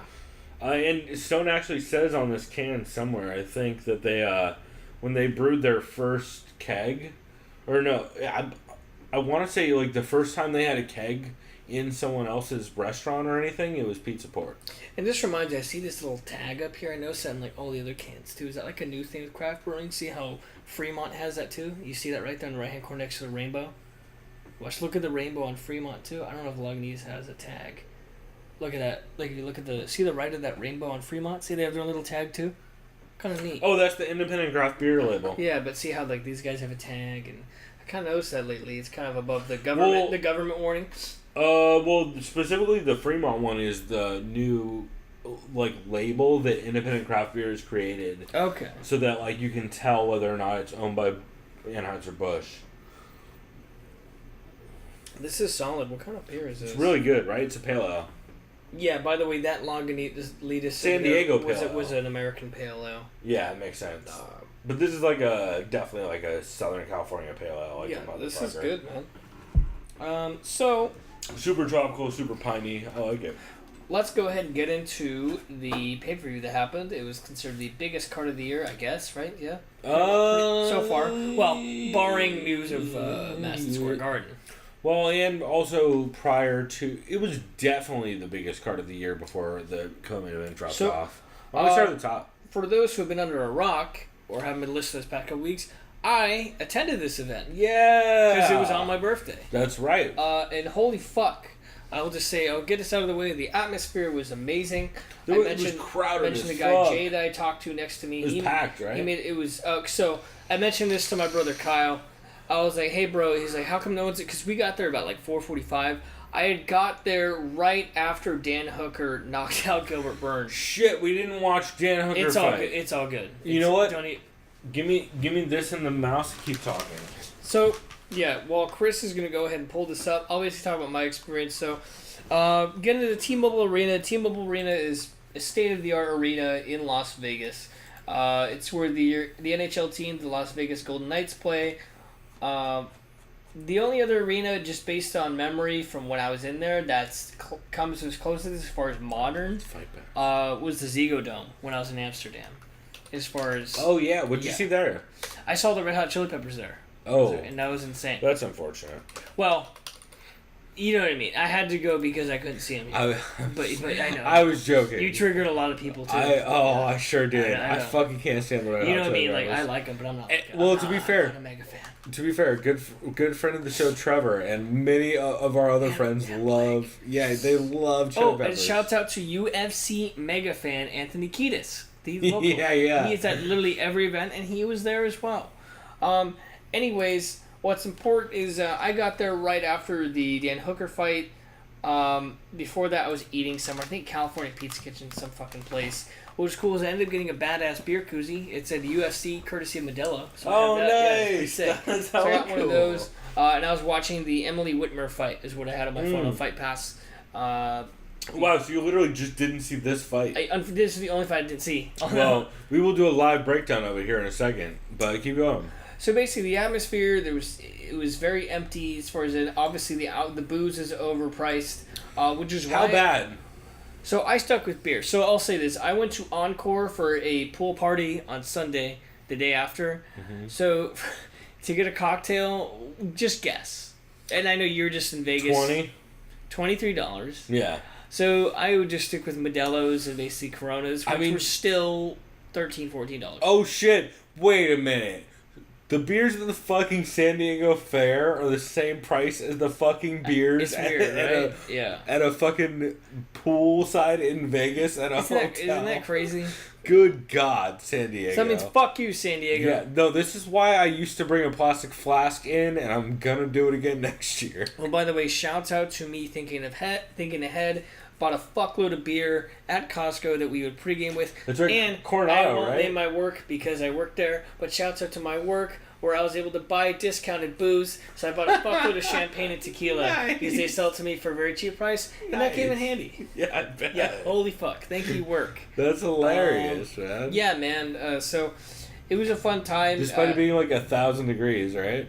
It was weird. There wasn't that much humidity. Like, honestly, it was tolerable. Vegas heat it's is weird. different than I'm San good in the Diego cold. heat. Yeah. And the heat, yes, it was annoying, but I Everything's felt like air conditioned too. Yeah, so it really wasn't that bad. Like if you need to get out of the heat, it's pretty easy to do. Yeah. You literally have to buy a $3 beer at a casino or whatever. The worst heat I had been in was I was in Vegas 6 years ago for my 21st, when me and my brother were literally walking down outside of the strip on the sidewalk. That's when it's fucked because there's nowhere you can go inside. You know? Well, you can go inside anywhere. Yeah. But you have to go inside somewhere. In any sense, I was explaining to Kyle why it wasn't packed. I'm like, listen, bro, people who buy these pay-per-views are going to show up at 7 when the main card's 100%. Always. I'll get into Even it in down the here recap, they did but that. Yeah. it started filling up once it got to like 6:30, 6:45, and Yeah. people missed a lot of good fights. Because I saw you tweet out the seats like when you first got there, and and that it was picture pretty of empty. me, I had an Instagram story. It was with the Leonardo? the great Gatsby. Yeah. I kind of had to do that. Pretty good. All right, hey, so you want to do a live take on the let's go Stan ahead and Hooker do Gilbert this. Burns fight? Yeah. So I know play. the outcome, but I'm very curious to see how this looked. I just hit play. We're at 19 minutes even on the Fight Pass stream of the prelims, and fight starts in 3, 2, 1, clap. Dan Hooker in the black trunks versus Gilbert Burns in the yellow. Just kidding, I'm not going to do that. It's alright. This fight does not last super long. Yeah, no, it's probably about It's about like 2 minutes in. Yeah, something like that.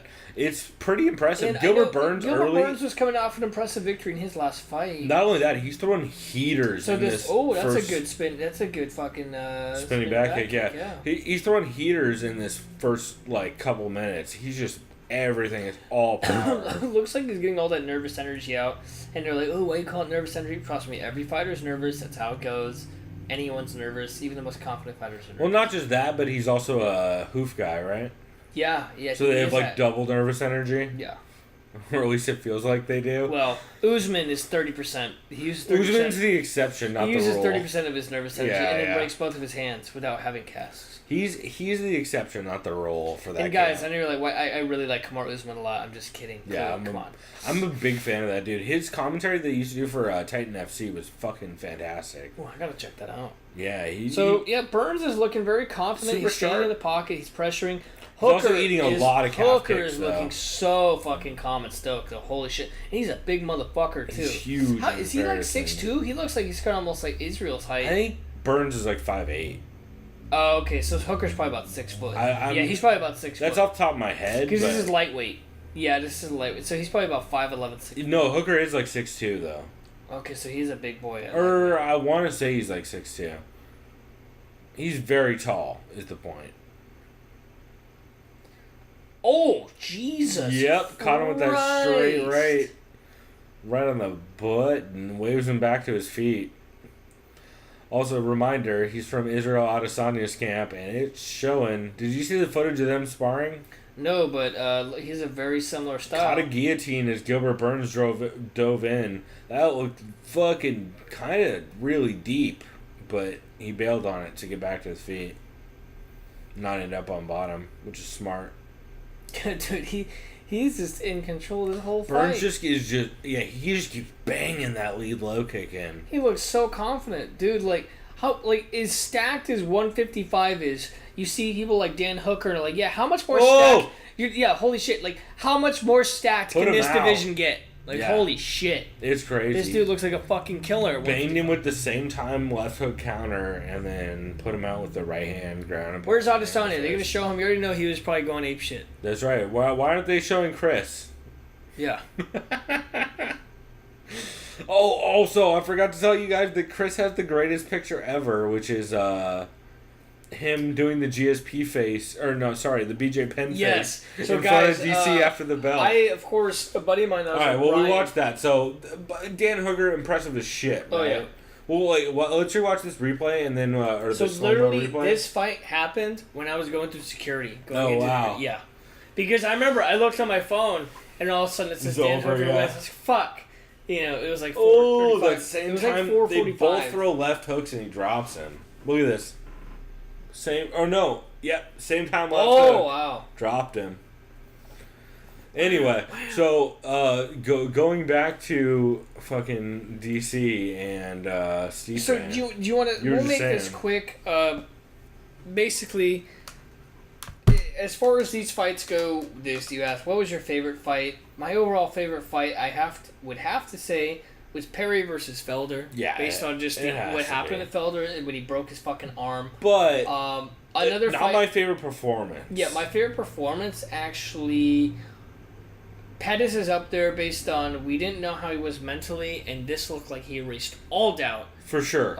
Most impressive performance was Pettis.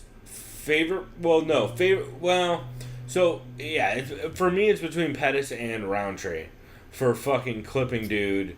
Yeah. Who's a high-level kickboxer and putting him out. As far as witnessing this live, my favorite fight that I saw live because granted, I was in the nosebleeds, I still saw shit up close. Nosebleeds weren't that bad. Don't get me wrong. The like, big from the fucking shots you screen had, they're is not a little, that bad. The big screen's a little distracting because it's easier to look at closer. Don't get me wrong. But my favorite fight to watch out of all these was definitely Drakkar Klose and Lena Benado. That was such a fun fight to watch. I love that fucking fight. Well, especially so much live, 'cause volume. it was wild as shit. Goddamn, Yeah. dude, people were going crazy. Dude, I had this guy, like, fucking 5 seats to my right, screaming and yelling for Paulo Costa, let's fucking go! You know, like, he had money on him. And I think he was Brazilian, too, because he sounded like he was shouting in Portuguese. Yeah. That dude was going out of his fucking mind. As far as what was the best reaction, definitely DC Stipe. It would like when Yes, DC dropped him with the until the post theatrics. Yes, and I'll get to that. Basically, my reaction was the same. It sounded like a Same fucking as everybody. No, it literally sounded like a pin could drop. Like it was just like deafening silence. Really? I swear to In the God, no. arena? There was literally like silence. It was an awkward silence, and me and Kyle were looking at each other, and all of a sudden we were just like, ah! Like we just raised our hands, like, oh my God, because I wanted both fighters to win. Yeah, I didn't yeah. care. But- That's why I love this fight. Like if Stipe would have knocked him out, I still would have been happy either way because I love both It's a fighters. great Yeah. fight. Great dudes. Yeah, and I had filmed too the announcement of Cormier winning, which I don't know if I showed you, but we could tweet it out if you want to. But yeah, and the fight, of course, at this point, everyone was Derek Lewis and Francis. Obviously, people Fight of started. the night, you mean? Yeah, people pulled out their phones and flashed it. I didn't do that shit because it was in the first round. I was like, fuck that, that's too early. But unfortunately, it repeated It just itself. kept going It just with kept that. Yeah. And there's the wave. I participated in the wave. I'll admit it. There's a wave, which is sad. The fun part was after Herb Dean said, "Hey, you guys have to fight." There's just a whole, just in unison, fight, fight, fight, fight. And I don't know if you heard it on TV. You probably did. I don't remember because I was so hammered by this point. I bet, yeah. Because by that point, that fight, I was just taking shots to try and get through it. I was like, okay, this is going to be rough. Where did you watch the fight, by the way? I watched it here. Okay. Because Trevor told me he watched it with Blake. At, did he? At Trevor's dad's friend, Rafa. You know Raphael? Oh, yeah? Watched it at his house. Yeah. Nice. They said it was wild. Yeah, Trevor hit me up, but I was like, yeah, it was a long day already, and I was not feeling like going out, so I ended up watching it here. But Yeah, I'll just wrap it up saying, holy shit, congrats to Daniel Cormier. I know people Yeah, saying, oh, that Stipe first round was KO beating was up on him. crazy. He was getting some better of exchanges when he was fighting a distance, and you know what? That's what he should have done. Should have kept his range, stuck to the outside well, boxing. that's you don't clinch DC, or you yeah, don't let DC clinch you. It's weird. Both fighters could have knocked each other out. Obviously, DC got that because, who was it? Jack Slack said it's the shots you don't expect that get you. You know what I mean? It's just a flash KO. It happens. So, good for DC. I'm very happy for him. Realistically, let's end this recap by saying let's map out his next fights. Do you think the Brock fight happens? Yes. When? If that doesn't happen, I noticed he talked about Shogun. If Shogun wins, I don't think Shogun is going to win. I don't either. So, but if Shogun wins, he won that fight because he'll make decent money off the name, yes. and So, it's an easy How about this? comeback fight. Gustafson's fighting But his hand is Uzdemir, fucked. right? Yes, that's true. So it'll be a while. Gustafson is fighting Uzdemir. Correct. Right? Say Gustafson finishes Uzdemir. DC's not going to take it. He's not going to take that fight. Not before Brock. No. And Brock has to wait till January. So can I give you my wild prediction? Go for it. I don't think DC fights at 205 ever again after this fight. I think what happens... I think he does if Shogun wins. If he does, it's Shogun. Then he'll fight. He'll risk that weight cut. If that weird shit like Anthony Hamilton wins, none of that will happen. I think what will happen is he will fight Brock next year. And after that, I think he just retires. And then that's it. And what happens is the 205 belt gets vacated. And what happens is, and this is going to be good and sad, it's going to be John Jones versus Alexander Gustafsson for the vacant belt. That'd be my perfect world because holy fuck the hype on that. If you think about that, Gus versus Jones too, the vacant title. Like, as much as Jones is fucked up as far as just like his image and everything. Also, dude, Gus how is- fucking hyped would you be? And how, I'd be especially hyped. if Gus fucking finishes Uzdemir, Well, he'd be and- looking like prime motherfucking Gus. And coming off Like, the fucking God. crazy beating he gave to Shira. Dude, like how hyped would that be? It'd be wild. So here's Especially if Gus would win. here's my DC prediction. I think he fights. Well, so there's two things. If Shogun wins, I do think he takes the Shogun fight because 100%. it's just a great style matchup for him, and he's so much bigger, and his wrestling's so much better, and his cardio is so much better, and Shogun is 900 years old. Like, not actually, he's actually younger than DC, but fight years wise, he's not even close. Yeah, he's got more mileage. I mean, there's video of him fighting at 16 At a in a house fucking party. house party Yeah. and getting finished. So, what I want from DC, I want DC to fight Brock, and then I want DC to fight another heavyweight, because that would tie him. Curtis Blades? Maybe, yeah. Because that would tie him for Full the record of heavyweight defenses. Oh, yeah, huh. Yeah. Right? No. No, It wouldn't two. he be It one would just be short? two. Yeah. You're right. Oh, well. So, it doesn't matter. In that case... It's still impressive beating Stipe. In that case, I think he's looking to make a statement on his career. So I think he's gonna. Now that you say that, and I did that math wrong, I think he's. I don't think he fights at 205. I think he does. I don't know. It's just that weight cut. Yeah, but he can do that weight cut if you really Because it is true. Because if he does defend at 205, he could fuck. prove people wrong, saying, "Oh, look what McGregor, BK didn't do." Yeah, it permanently cements him as better than BK in the pound for pound rankings permanently. If he defends both belts, BK is still number 3 pound for pound. If you want to take that as you will. Yeah. Also, pound for pound rankings are questionable as shit. So yeah, man. Regardless, I'm excited for whatever DC does next. I don't give a fuck about what Brock Lesnar fighting. I don't think he should get a title shot. And by the way, I think it's what hot was garbage. funny is But during the end of that fight, when DC was like, "And there's someone," I just started yelling out, "Brock!" Bro, and some kid looked at me all confused, like, "You dumb little kid, you fucking didn't see Brock earlier." Yeah. Come on. And then when Brock came out, someone looked at me, like, "How'd you know?" Oh my god, not this. Also, fucking, has no one been on Twitter or Instagram at all during the day? Yeah. But yeah, I just want DC to get paid, but I also don't give a fuck about a Brock fight, and I think that's a garbage fight. And yeah, I'm just glad we didn't talk any more than we had to. Was this something we already kind of talked about, or not really? Not really. We'll run through it quickly. Israel Adesanya looked fucking incredible, especially considering it was a small cage. Looked fucking incredible. He looked absolutely great. I know some people criticized him, and this is when you talked about the Joe Rogan. Oh, you could have finished him. He's just all about being tactical and picking him apart and just kind of letting them naturally get themselves knocked out. And also, which I appreciate. Dude, you can't chase... Because it leaves less room for error if you're going to try to be aggressive as fuck and get... It leaves less room for getting countered. Well, you also can't chase a decent wrestler if you're... you can't chase someone and throw heaters the entire time if you're fighting a better wrestler. Yeah. It's a bad plan. Also, although I do love the Imanari rolls and yes. the fucking... I believe it was a guillotine attempt at the end of the fight. And shouts out to this card for, yes, Lewis Ngannou is one of the worst fights of all time. One of the worst lightweight fights of all time. Holy shit. Mike Trezano versus So Joe bad. Giannetti. There was a point where someone had a GIF on Reddit of them both in a very weird grappling exchange where they're both literally hammer fisting each other's butts. Yeah. What the fuck is going on? They're literally just bang bang. What are I heard doing? it referred to as the ATM position multiple times. That's pretty fucking It was great. rough. Yeah, no, that was the worst Ultimate Fighter fight of all time. And Jojen is like, I thought I won. He's smiling and not. It's like, dude, fuck you. I Jojen- know that dude is great during Tough. He was fucking incredible during Tough, even though he lost early. But this is the greatest bad moment of fight. dude, what are you doing? Bad fight. Shouts out to Tough, Brad Katona. Brad Katona's a beast. Alex Caceres, that wasn't a bad Caceres looked fight. good. He looked better than he has in a while. Yeah, and a lot of what I talked about going into that fight played out where his kicks and the opposite stance was really just a problem for Martin Bravo. Roxanne Modafferi, my cousin, not gonna lie, I was kind of anticipating to see how her striking was. My cousin! I knew this was how this was Her going to inside go. boxing looked pretty good. She had the good sharp little hooks. Her boxing's looked much better since she and the moved to short-handed Extreme straights.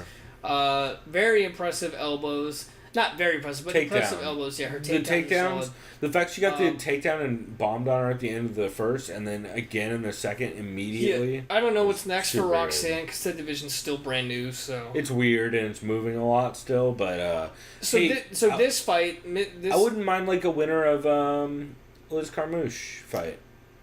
Can Carmouche go down to 125? She can. Carmouche is fighting 25 against this weekend wow. against. Against, I forget who. If you click over, you can see 2 tabs to the left. Liz Carmouche is fighting... Oh, Jennifer Mott. Yeah. Who beat She did beat. You know what? I would love to see... Alex Chambers is down at 25, right? I think so, yeah. Roxy versus Alex Chambers would be a fantastic grappling match. So this fight I noticed, didn't watch it because I saw it was wow. the Italian, a.k.a. Mr. Scusi, Babidi Boopy, and the that guy, Right. Alessio Di Chirico, he beat Julian Marquez. Who looked? So how did this fight go down? I had Julian Marquez taking it 2-1. It was a split decision. Wow. But it was pretty back and forth.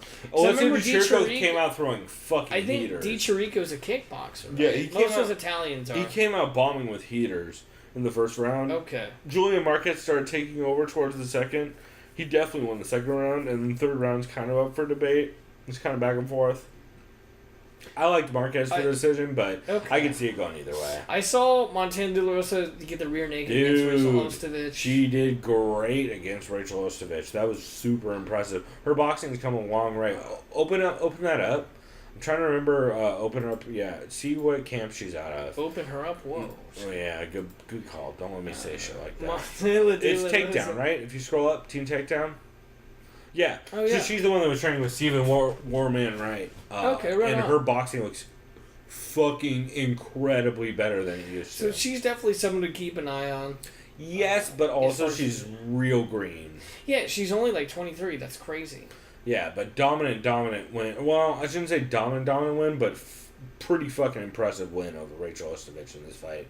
I thought Rachel was going to have the better of the grappling exchanges, and she just didn't in all of them, which is pretty surprising, honestly, because Rachel's ground game it's not like a tight, consistent ground game, but it's very scrappy, and she'll just throw up a lot of crazy shit, and yeah, impressive from Montana. I know Violent Bob Ross. I saw his highlights. Looks great. He's at AKA now. Dude, he's a under the beast. tutelage of Daniel Cormier. He's a One of beast. his main coaches. He which also is was great. fighting a dude, From SBG, right? Richie yeah, Smallman.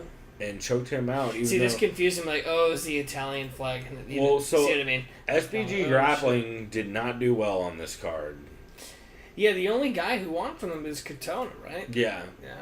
because Richie Smolin is a guy who they've hyped up about his sub game for a long time. They're like, oh, he's the fucking beast with this sub game. He's the fucking leg locks. And then Bob Ross went out and choked him out. The only other guy I want to shout out to John Gunther. So I didn't watch most of Tough. I remember I saw in the first episode John Gunther's he got rough. choked the fuck out. So is he UFC material? I saw a lot of haters. I saw a lot of haters on Reddit. So what's the deal with this guy? I like his They're right. personality. He's weird as shit. He's teammates with Stipe. Yeah. So what's the deal with him?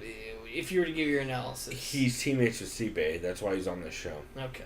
So he's like He loses the Artem of this year. Yes. Okay. He loses to everyone else. Okay. So how did he win this fight? Because this was the only dude who was worse than him on the entire show. Wow. Okay. I Oh, mean, this guy's from Costa Rica, yeah. which doesn't really have a fight presence. And he, No this offense, was- Costa Rica. Sorry, and Costa Rica. he still bombed on John Gunther in the third round. Bad. So wait, was this a decision? Yeah. Damn. Oh, but so they called it a draw. Jesus. Yeah. Someone did. There was a lot of fucked up. If you look at all these decisions, there was fucked up decisions on this card. Also, there was Oh yeah, it was a split decision well, card. it should be noted there was the special combination of Adelaide Bird and Saul Diamato being on the same fucking fight. Oh great. How do So we do you on picks? know Do the we have those judging are open? going to be. You can pop them open if you want. If you Or go to the we drive, could do it next for the. click the pop. Yep, drive. Yeah, we have the And then Q2 should be second or third. Q4. Q4, yep. So, actually, we can talk about the 226 results too, if we want. Hit the button. Yeah, there you go. Let's look at 27. Yeah, so because top we're on it. 27. Wow. Yeah, we did not great. But to be fair, it was a lot of, like, dudes who... We fucked up a lot of the Ultimate Fighter fights, which... Yeah. Yeah. Like, I get it. Oh well. I mean, I went So less than 50-50, let's I look at think. 226. I did bad still. We both did pretty bad. I think we By the way, tied. shouts out to Mike Perry, Jackson Wink. Wow, he looked fucking great. And I know that in person, dude. He looked good boxing. He looked good. Yeah, Paul punch Felder work. did break his arm in the first round. He did. though. He did. But, yeah, he looked good. I had and- Chiesa, god damn it. But then again, I didn't really have Yeah, Sun South fucking dominated. And, We both had Venata. Yeah. But for the what do we have left on that tough card? I feel like there's one other one I wanted to shout out. I can move the fucking mouse. Gerald Meerschaert got the win over Oscar Pichota in super impressive fashion. And Bryce Mitchell got the win over Tyler Diamond, both of which I was definitely surprised by. So, shouts out to both those dudes. Especially Gerald Meerschaert choking out the high-level Polish grappler Oscar Pichota after just gassing him and beating the shit out of him in the second. Because Pichota was bombing on Meerschaert in the first. Meerschaert started to come back at the end of the round, and then Pichota just faded super fucking hard. And Meerschaert was able to bomb on him and get the choke and actually put him out. So, super impressive performance and fun weekend of fights, man. Yeah, man, it was surreal to be in there, and I don't know if I mentioned it. I ended up going to the after party for Daniel Cormier. Yeah, that's right. At, the Paris, I can't remember the name of the nightclub. It was on top of the Paris Hotel. I can't either. It was a fake Eiffel Tower above you. It's pretty badass. But I ended up waiting till 2 a.m. Got to meet Daniel Cormier. They said, "Hey, fuck John Jones," and he smiled. So it was great. Yeah, it was fucking awesome. That's hilarious. And I had the BJ Penn moment. You did have the BJ Penn So basically, face. the whole thing is, since there was already hundreds of people at that we will nightclub. also, if you go to sovpod.com on our post for this episode, we'll put up a picture, and we'll also put up a picture on our Twitter of Chris. We have to do a Photoshop with BJ Penn's face. Don't worry, Yeah. BJ Penn's already in the picture. Oh, great. I haven't done it yet, but by the time they see this... Basically what happened is there was so much security, people behind me and these are people who don't give a fuck about MMA. They're behind me pushing me. I'm tiny. You know what I mean? So my fucking selfie is some asshole putting his elbow into my spine, so I'm just like... Yeah, I was like, "Hey DC," but 10 other people are like, "Hey DC," so he kind of half looks. You know what I should have done is what my friend Brian did. Is he had a video, Right. so no matter what, he's like, "Hey DC," and then because in Brian's He takes video, he was like, screenshot "Hey from it, DC, yeah. what's up?" And DC, he's like, "Fuck John Jones." He did the same thing. You know, That's hilarious. yeah. You know, and I heard some asshole behind me. He goes, "Oh, DC ain't shit. He didn't beat John Jones. Fuck him. He ain't no champ." Or like, I remember I saw But also, he's at DC's after and party. I saw comments on Instagram saying, "Oh, fake champ." It's like, you dumb motherfucker. He just beat Stipe. Like, he's a champ at It's a heavyweight. different belt. You dumb motherfucker. Yeah, even if you're mad about light heavyweight, like, it dude, doesn't make that DC, in my less opinion, legit. matches up way better against Stipe than John Jones does against Stipe.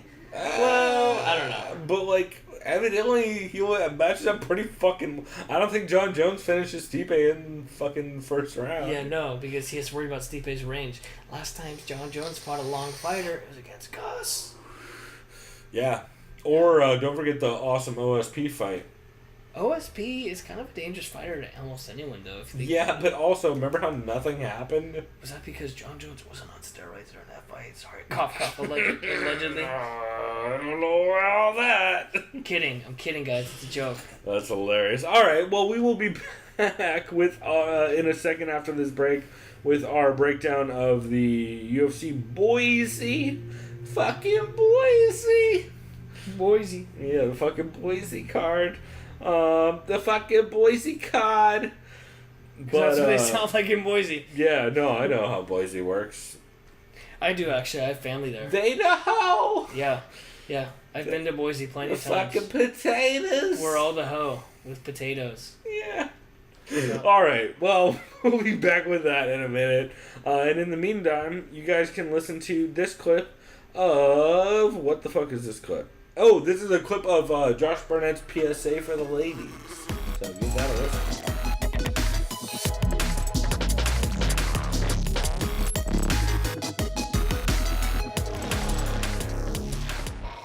When things are fun and easy, anybody can be a part of it. Right. We're all just, humping and drinking and going out and woo, that's great. Fucking wonderful. But when Does someone, sound good.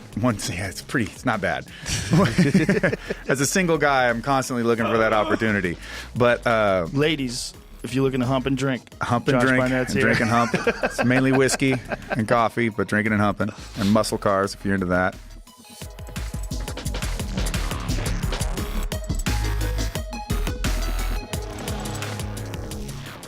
All right, we are back. Yep. Yes, we are. Oh, I should have started with this. Now we're back. Hey. We are here going ahead and going to preview UFC Fight Night 133, also known as UFC Hanging with the Boise. Yep. Boise, Idaho. I have family there, actually, on my mom's side. I have Really? an aunt and uncle and a bunch of cousins. You ever been out there? Oh, yeah. Bunch of times. How is it? Boise's I heard fun. a lot of trees and great French fries. So it's French fries, yes, because of the potato. John Morgan literally talked When about it how comes good to the French fries potato are. quality and not filling, potato quality is fantastic in Boise. So it's not like It's the an internet? oxymoron. yeah. Yeah, Boise's just a big oxymoron. No, Boise's great. In the summer, it gets hot as fuck. Winter time's the best time to go because you get snow, but not a bunch of snow. A decent amount of snow. And my aunt and uncle, they have like a cabin kind of out. Like, you know, like you get like a cabin. Like, you know how like Julian is here? Yeah, like, somewhere in the or county. Big Bear. Yeah, they have one, out there. And it's fucking cool as shit, man. Like, you Cool. can go like snowboarding and skiing and all that. Yeah, Boise's a fun little town. It's affordable living. I mean, Nice. obviously it's not San Diego. You know, Everywhere is they affordable actually have compared a to pretty here. impressive craft beer scene. I was there about 3 years ago. Really? Yeah, man. Can't remember some of the names, but it's pretty dope. Really? In downtown Boise, yeah. That's rad. Yeah. Because guess what? It's not Utah. That's a good point. That's a good point. But yeah, shouts out to Boise and Sue and Mike, my aunt and uncle, and my cousins. Oh, I thought you were suing somebody named Mike. No, I am not suing anyone. Anyone, let alone someone named Mike. I'll give it time. But UFC Boise is tomorrow night. We got 13 bouts on this card. Do you want to start from the top or the bottom? Let's start from the bottom. We also need to copy over the Wikipedia still. I Yes, just we do. realized. Let's go ahead. For Do our you want to go pick'em ahead sheet. and type that up? Oh, yes, I sure will. One thing to note is that we are not going to be covering the card with... Click on that again up at the top. We're not going to be covering the card for Bellator 223, mostly because it is a fucking tape-delayed Italy card again. Oh, great. Yeah, which is always my favorite. Everyone loves tape-delayed cards. Good news is, though, next week they're announcing their DAZN. By the way, I'm not going to call it DAZN, because that's not how they fucking spelled it. So like, I'm not going to call Ryzen Risen, because that's not how they fucking spelled it. So the DAZN deal with Bellator is supposed to be announced next week, where they talk about the... where they talk about like the pricing and all the cards that are coming up and all that. So, Okay. and theoretically through DAZN, everything is supposed to be legit, and in the fact that like there's supposed to be no more tape delays and all that. So, All right. and theoretically, from what I've heard, everything is supposed to be aired on there also.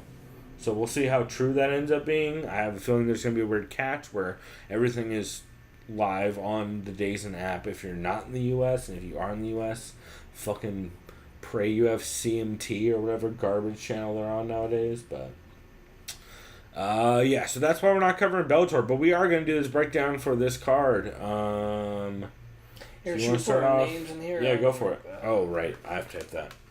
Quick time. Oh, yeah, it's time. Oh, that's right. Good call. Cree. That works. And Pulver. Yep. I'm typing great, y'all. I'm like Mavis So- Beacon up in this bitch. So we'll start on the bottom of the card. I hope someone got that reference. I'm very happy about that reference.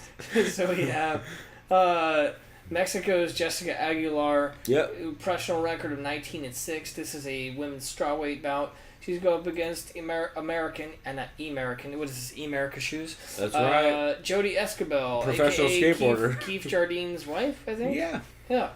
I remember her on Tough. And overall nice lady from what I've heard. Jessica, Jag is actually very nice as Jag, well. She last runs the time- juice bar at ATT from what I remember. Oh yeah. Huh. She has like her own juice bar that she runs for everybody. I mean, dude, that gym does have a lot of money behind it, so it's not surprising. Shout out to Dan Lambert. That guy seems like a really good. You gotta love Dan Lambert. He's everything Glenn Robinson is not.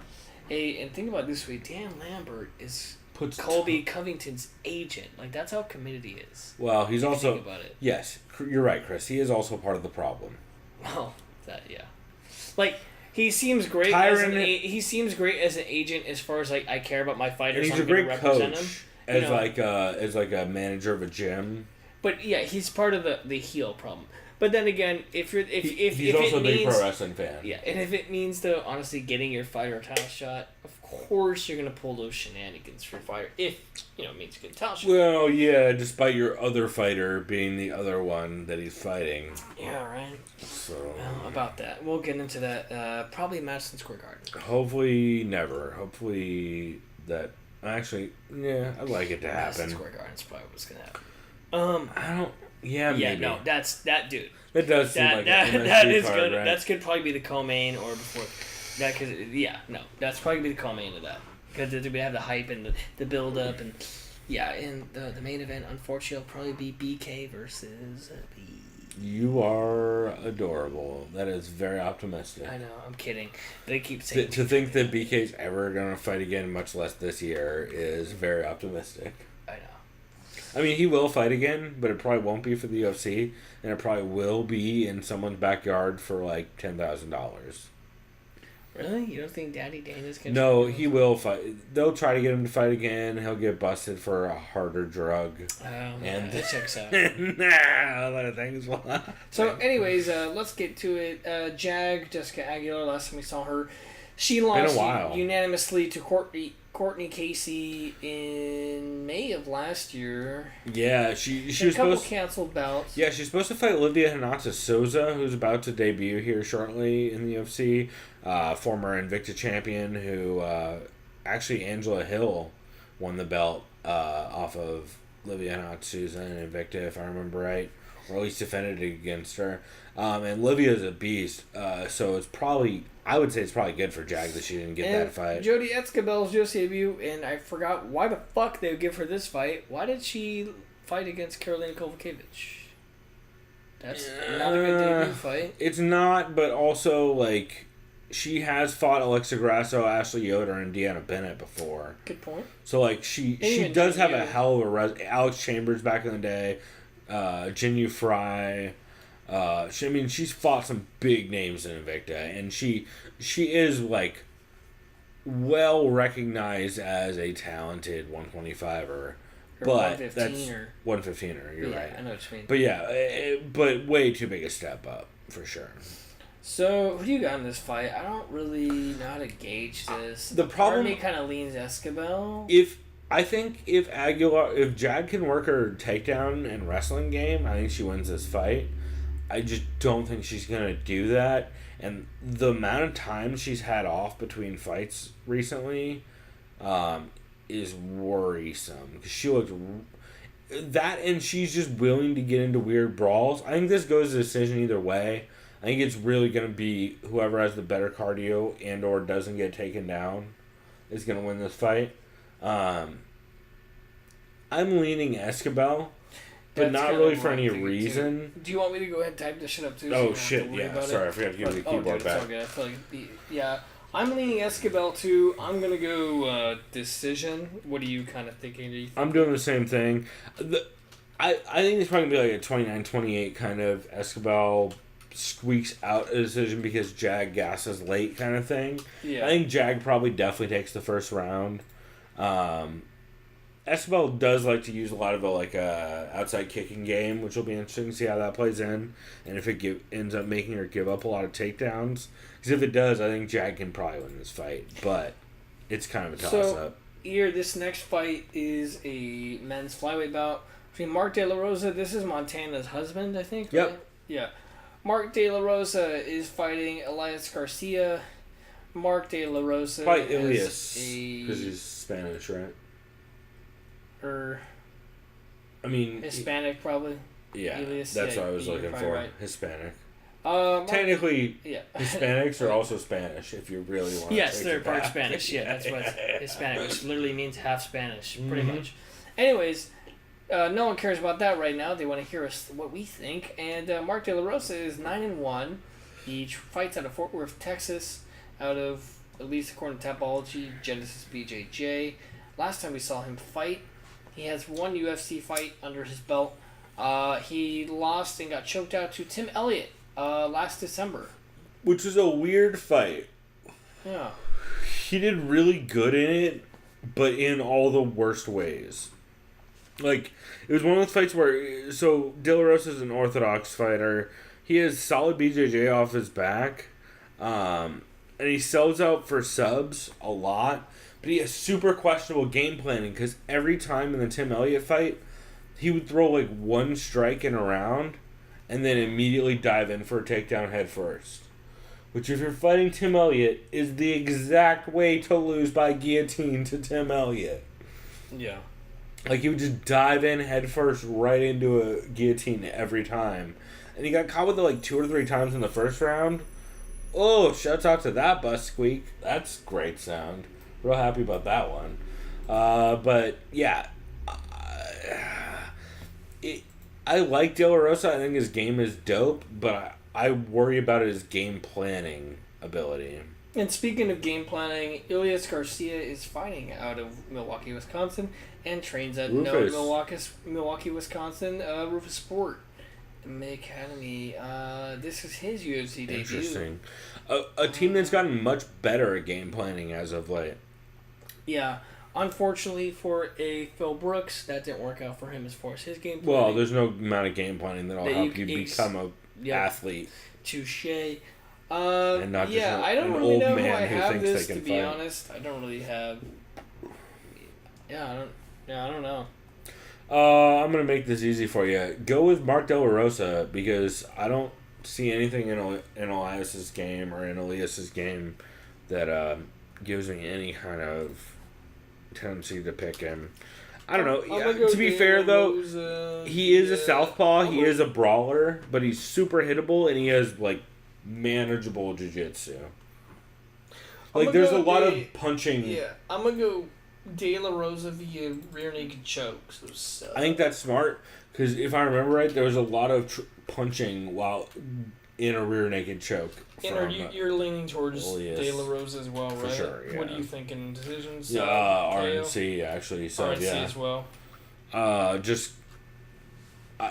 don't think Elias's grappling game is up to par yet. At least not for a dude who's...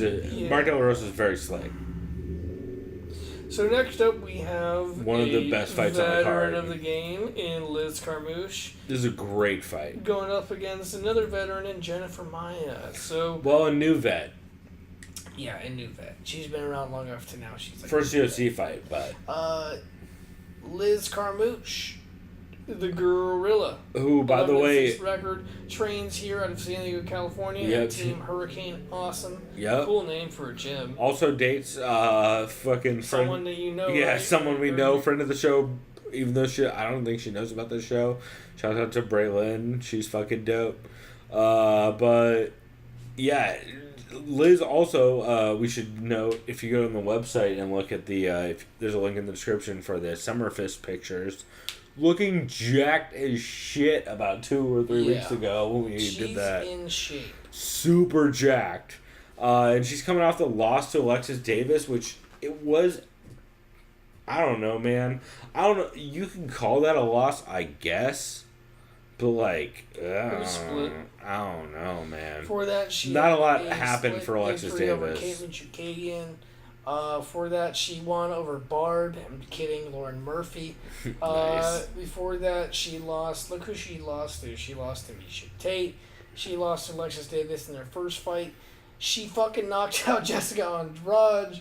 That was a very different... I know, but it's 2013 still, Jessica I know, Andrade, but I yeah. like to say because it's like you just look at that. It's crazy, and yeah. Wow. Dude, I wish she would have had that fight with Sarah McMahon. She got arm locked against Honda Housey.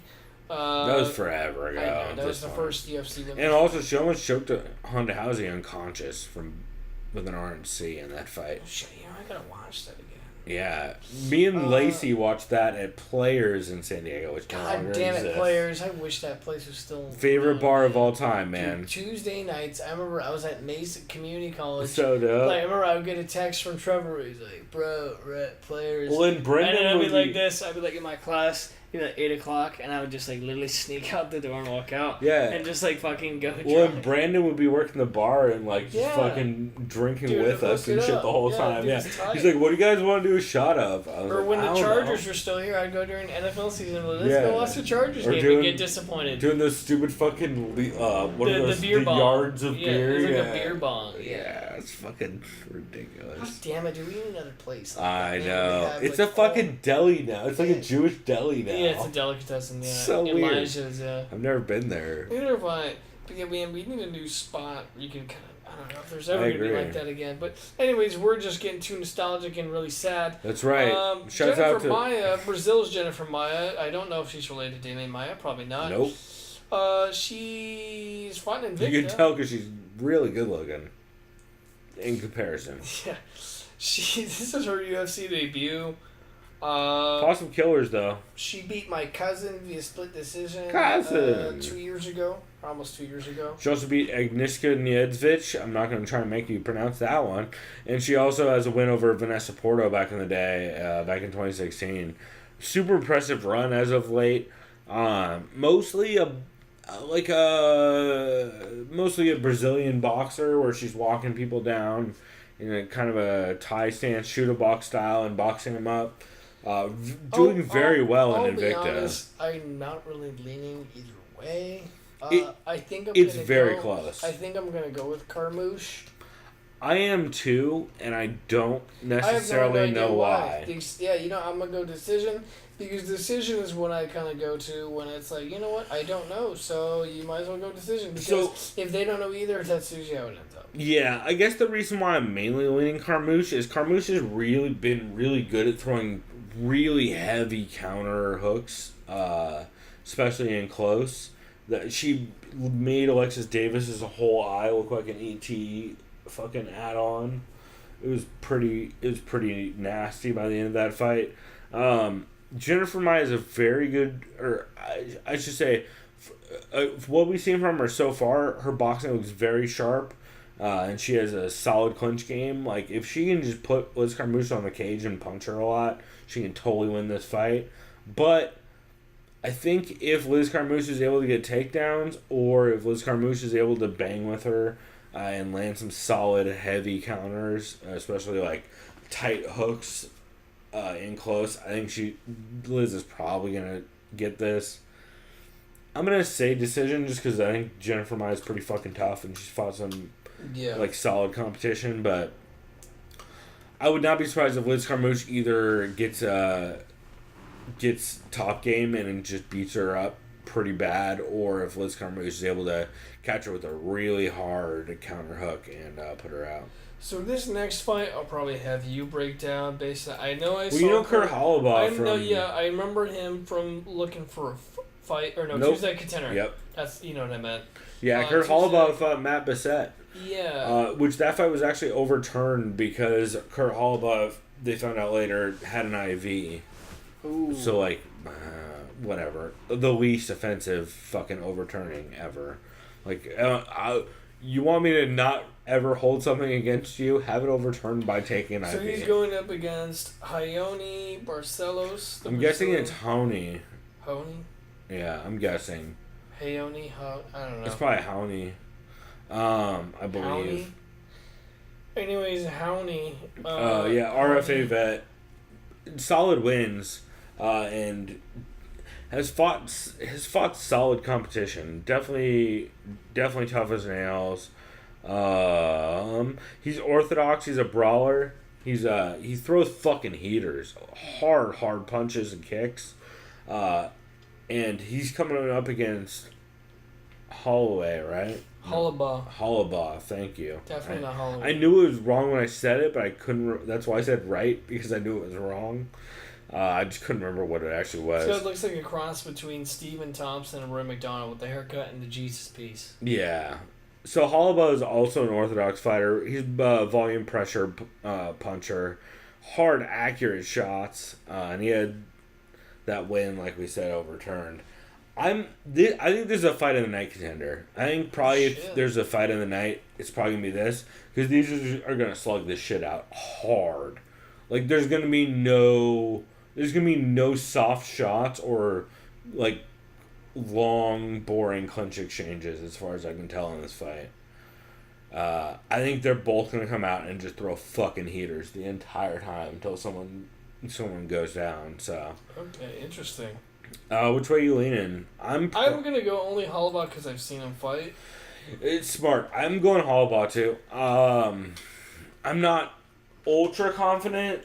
I'm gonna go via TKO, just like a finish. I think someone gets knocked out in this fight regardless, just because both these dudes throw so fucking hard, and they both just love like getting into fucking exchanges. So that's the way I'm leaning for sure. I just realized I haven't been pulling up odds. Let me pull up some of the odds for this card. No worries. I'll go ahead and introduce the next fight while you pull up some odds.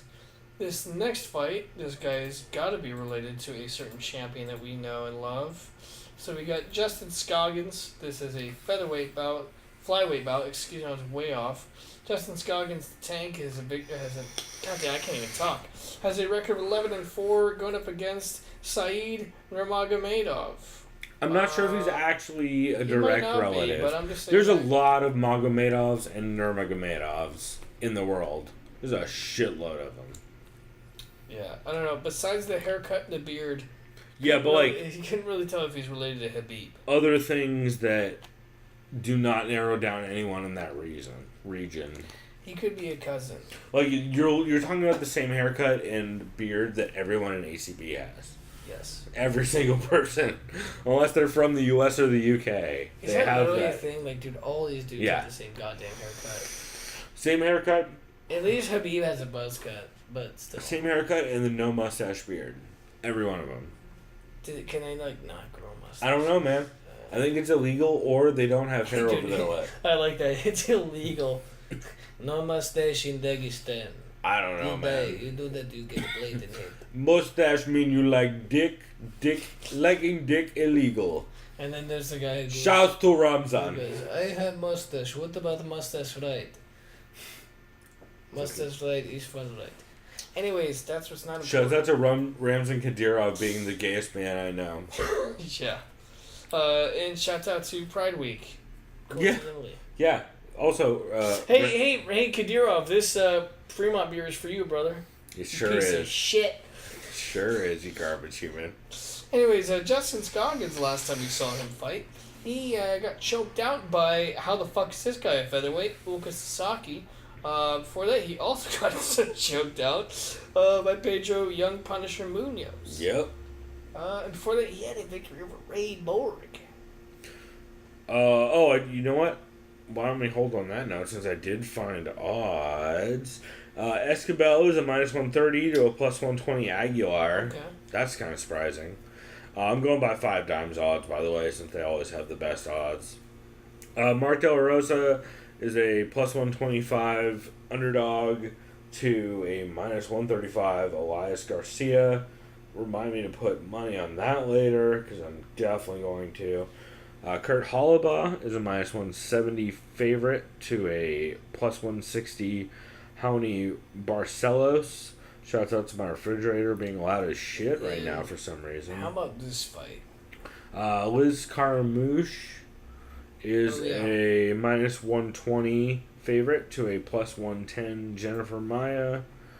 And Justin Scoggins is a +123 to a -133 Said Nurmagomedov. I'll just say this. I'm going to go Scoggins via decision. Really? Yeah, I don't know shit about Nurmagomedov besides his name. And So he fights like every single ACB fighter, where he has good takedowns, he has okay takedowns, he has good ground and pound and top control, and he has wild kicks. Okay, so what are you thinking? I've been trying to figure that out. Unless you want to just call it a draw. No. What about majority decision? Nah. I'm leaning, I would just say decision. I'm leaning, I've been going back and forth on this one a lot, man. Habib's cousin? No, I think I gotta go Scoggins. Scoggins, yeah. I just pick the guys I'm unsure based on strength of schedule. Yeah, it's strength of schedule, but it's also I gotta go Scoggins based off of I can't root for anyone who fights at a fucking Akhmat fight show. That fool. And what's your Akhmat is literally what's your its decision. Because Akhmat is literally the fucking organization run by the team run by shit show. Yeah. It's literally a shit show. So fuck that dude.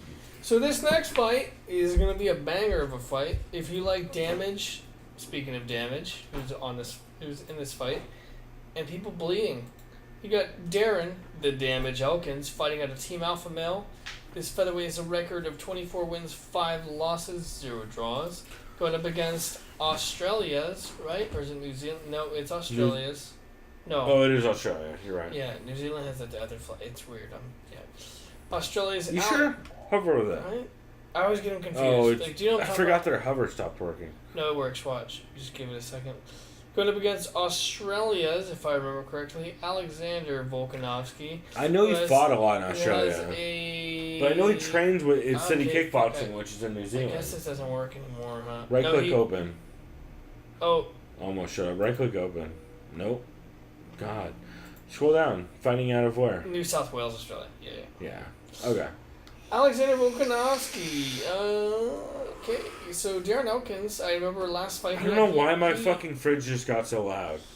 He choked out Michael Johnson, which is impressive, considering Michael Johnson was pouring it on, at least early.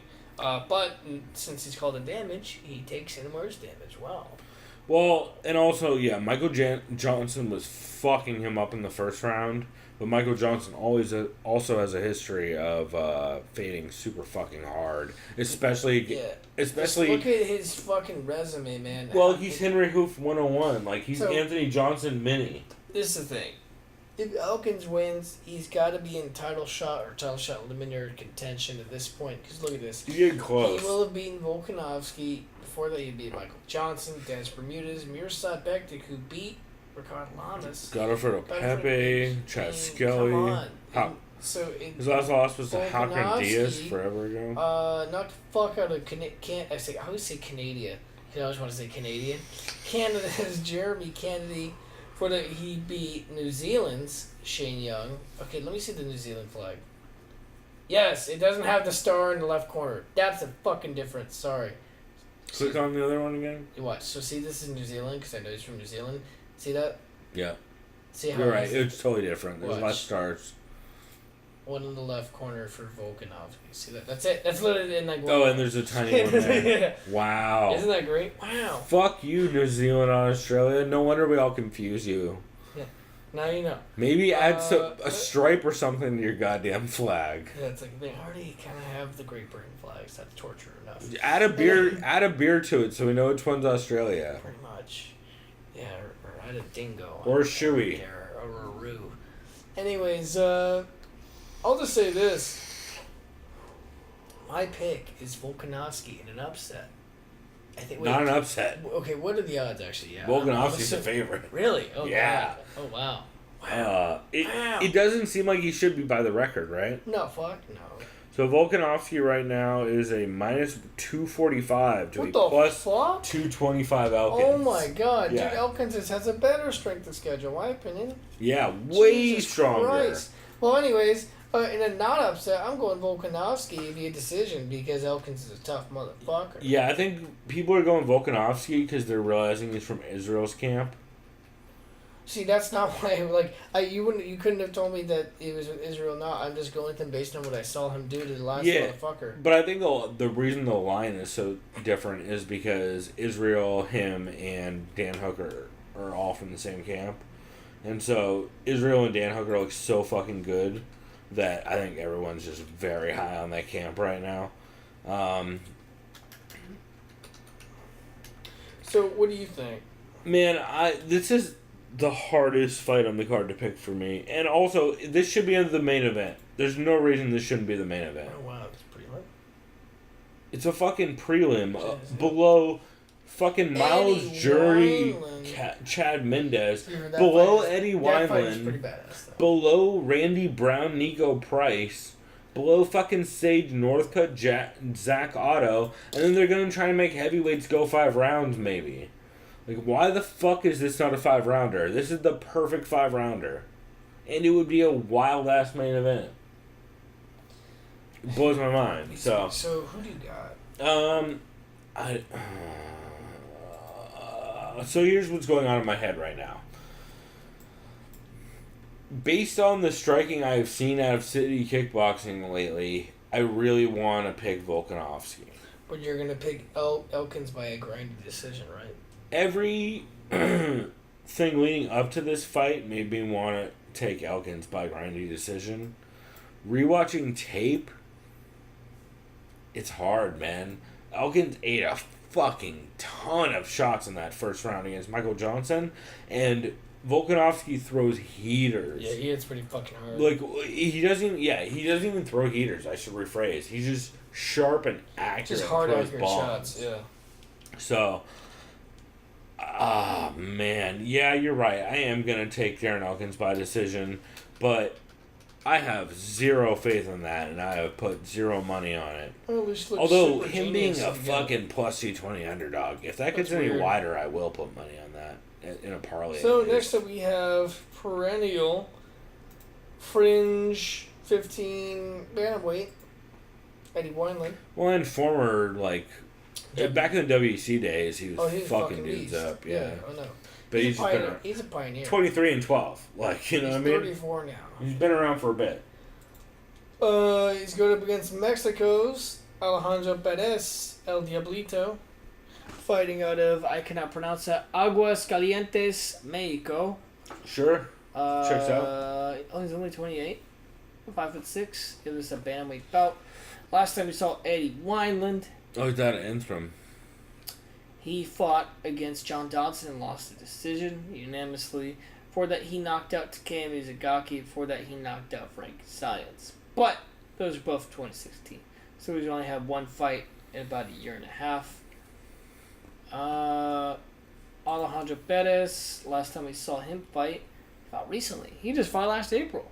Yeah. He knocked out Matthew Lopez. That was a great fight. It was a fun fight. Scrappy as hell. Before that, he unanimously defeated Yuri Alcantara. He was getting beat up a bit in grappler. that fight, too. Before that, he had a split decision over Andre Sukhumtay. Yeah, you know what? I'm going Alejandro Perez. I am very impressed. If you have those 3 wins in a row against those guys in all those fights were within 6 months, that's basically 3 fights in 6 months.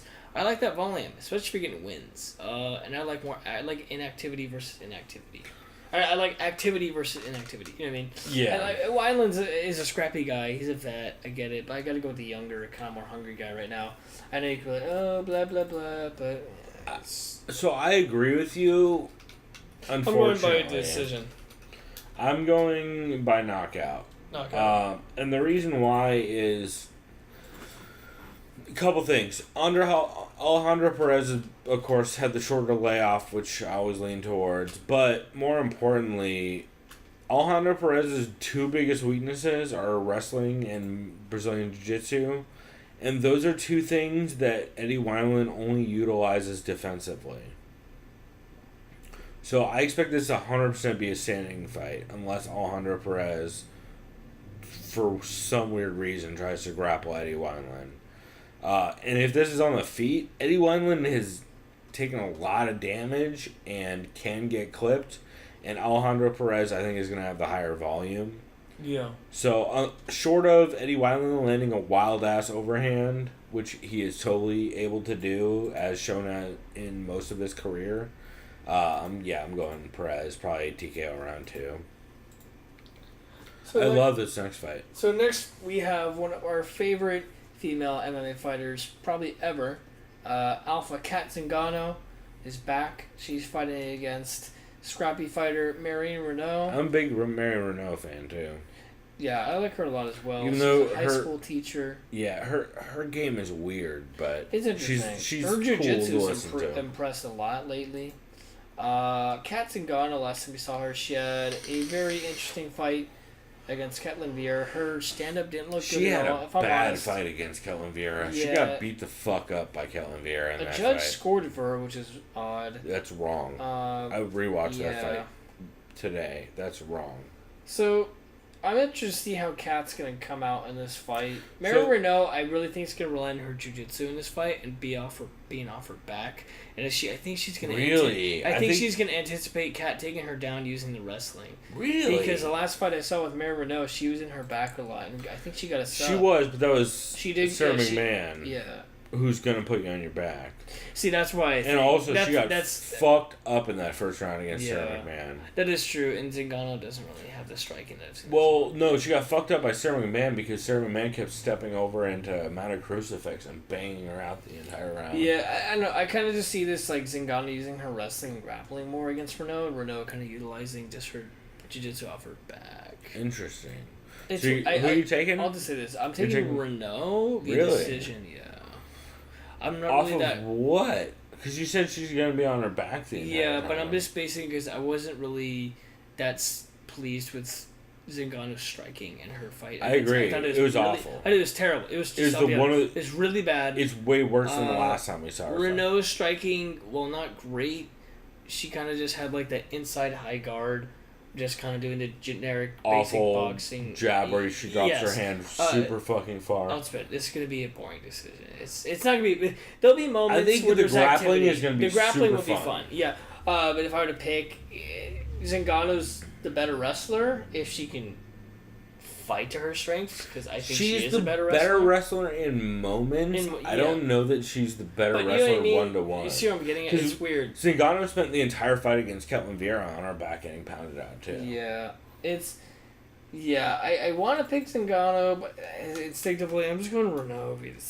I think that's fair. I'm very back and forth on this as well. I'm actually gonna go Zingano, I think, which I was picking Marion Renault all week, and I think right now I just got talked into it because Zingano was talking a lot about on Rogan's podcast. So she's been doing a lot on hand-eye coordination training and about how she had CTE and stuff previously, and she's been working hard on that. Oh, wait, it was that fight before, was it Ronda? Amanda Nunes. Or Nunes, yeah. Nunes fucked her up. And then she, like, had that time off, and then she was, like, struggling with shit, and she was on weird medications, and all kinds of stuff was going on, so... and she looked better... Well, she looked better at UFC 200 than she did in in her last fight. Yeah. And I think she's going to come back around. And the thing is I just think that Kat Zingano is going to get top position.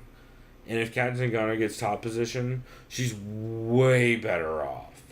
Like, if she's on top, she's going to win rounds just off of, like, light punches and instigating enough grappling to stay on top. So what's your method of victory for Kat? Decision, for sure. Although I would not be surprised if both of these will... Like, the thing is Marion Renault lost every part of her fight with Sarah McMahon up until she caught her in a triangle. That's a good point. And the only reason she caught her in a triangle is because Sarah McMahon decided to not even pretend to defend a triangle. Like, she put her hand inside, but that was basically all she did. Whereas Kat Zingano is the kind of fighter where she could just kind of choose to not defend shit and have a mental lapse. So if she's able to stay to her game, I think she wins, but who knows if that happens. So this next fight, we have a very much awaited return to a featherweight contender. That's right. King Psoriasis Cream himself, which, Chris, will you attest to the fact that there's no psoriasis cream that exists that has HGH in it? I'll say this. For the eczema I have, that's pretty much almost psoriasis. The cream I have does have a steroid in it, and I would get popped for it. Really? I swear to God. So, but it's not HGH. Not HGH. I've never heard of that. Right. I'm dead serious. Like, I've never... No. But there is steroids, like, in my Right. cream. Because the reason it kills your melanin in your skin. Right. Like, it depends. I use the lighter-based stuff for when I have to use it. Yeah. The heavy-duty shit that I've used has literally bleached my skin. Like, see, I have a tan right now. No, I get... If I were to put it on... If I were to put, like, a spot... It would just be like white. But it kills your skin. The thing is what would you find if you Googled steroids psoriasis cream? You would probably find what you were taking. Yeah. The which topical ointment. is not HGH. It's like tacrolimus or something. Right. So that's it's not HGH. That's what I'm saying. It's literally not HGH. Well, that's my point, though, is that there is no psoriasis cream with HGH. I'll say this. So Chad basically just Googled, hey, what creams for psoriasis have steroids in them? This fight, Chad Mendes is fighting Miles Jury. From what you may or may not know, this is actually a gym rivalry fight because Miles Jury is back at Alliance. He's back? He's been back for like a year and a half, 2 Really? Yeah, he's back. He's there. Oh yeah, I've been following their Instagram. He's back. Wait, I thought he was still at the lab. No, he's at Alliance for the past year now. Yeah, he's back. They get Jeremy Stevens and Cruz commits him to come back and train a new regiment. So interesting. He's officially part of Alliance. Yeah, look, they've even updated it too. So this is a rivalry. So much happier about my parlay now. This is a rivalry fight. This is Team Alpha Male versus Alliance. I love this. Yeah, so this is a big. This could be probably a heated matchup. Cruz, he probably won't be on the desk. But I don't know. When was the last time Cruz has been in someone's corner? Yeah, I don't think he corners. He doesn't corner. Yeah, I don't he does analysts and like video. Yeah. Like. And I don't know if he's calling this fight this weekend if he's in Boise. He. It's probably gonna be Fitzgerald and Felder. No, Felder broke his arm. Boise. Because it would be Felder, right? But he broke his fucking arm. Unless he doesn't care. But you know what I'm saying though? Like this is gonna be a perfect film. Who the fuck's gonna be on the card tomorrow? Anik, obviously, right? Probably. Yeah, it'll be Anik, but DC? No, he's celebrating. No. Fitzgerald. This would be they're not gonna Anik get and Fitzgerald. no, because they're both do the same job. Oh, you're right. It would be. Maybe it will be Cruz. No, it won't be Cruz. It'll be who else do they have? They normally Dan Hardy maybe. When was the last time he did an American card? I know he's done it. Normally doesn't, but We'll get it. We'll see. I'm interested. That's a great question. What the fuck? I didn't think I'm actually about really that. confused now. Anyways, so I'll say right now, I'm kind of leaning Jury only because of the layoff Mendes has had, and we have no idea how he's gonna look. However, well, let's just talk about their last fights. Let's go with Miles Jury first. Miles Jury has still an impressive record of 17-2. His only 2 losses, one of them being to Cowboy. I remember that because he got fucked up. This is in 2015. His other loss, he got submitted by Charles Oliveira in 2015 as well. So, yeah, he had 2 years off due to injury and kind of rehabbing. He was at TriStar for a bit, went up to Canada, trained there. Yeah, he moved around a lot. Then he went back to the lab. He's improving his game. He made his UFC return in 2017, which was last year in April. He knocked out Mike De La Torre in impressive fashion. And recently, he had a unanimous victory over Rick Glenn, which was impressive because Rick Glenn had beat up that one Canadian guy. Olivier? No.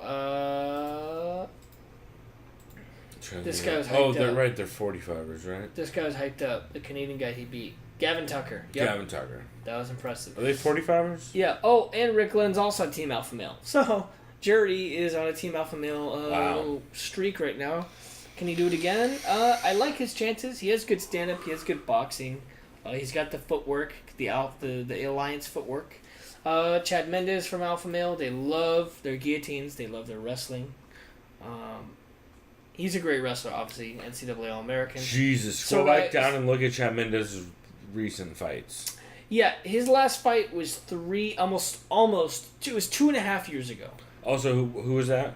He got knocked out cold by Frankie Edgar, clipped in the nose. What was his fight right before that? He got knocked out by BK, Conor McGregor, in an interim title. 3 years ago. Wow, 7-11. 3 fucking years ago, he knocked out by Conor McGregor. But on 2 weeks' notice, he did wrestle. But it doesn't matter. This time he lost that fight 3 years ago. Yeah. God damn it! Why did I put him on my fantasy? Well, either I'm gonna look like a genius or I'm gonna look like an idiot. Yep. I guess I just have faith in you. Still got time to change it. Yeah. No. You know, I'll decide. I'm going Miles Jury. I can't go with the big layoff. Were we wrong recently with a long layoff with that one Brazilian guy? What was his name? Remember that? There was that. Who was that guy? He hadn't fought in 4 years, and he came out and starched that guy. This was like a month ago. It happens. Yeah, but you know what I mean? This guy hadn't fought in like 4 years. He comes out and fucking finishes the guy in the first round. Whatever. I get Always it. happens. Just like Don Cruz said, there's no such thing as ring rust. It's all according to the fight. There is. There is. But it depends on your mindset. Just like there's people... Like, my favorite quote from Conor McGregor as far as like a fighter, because I'm a fan when he fights, he says there's no such thing as superstition. That's only for the mentally weak. I kind of do really believe in that. I think that's a really true thing. That's like saying black cats give you bad luck. Come on, that's fucking stupid. You know, Right, see what I mean? right. I get what he's saying, and I kind of believe it. Yeah. Either way, I am going to go Miles Jury. I'm going to go via decision. I think Mendez is going to put up a really good fight. I think he's going to turn it into a wrestling match.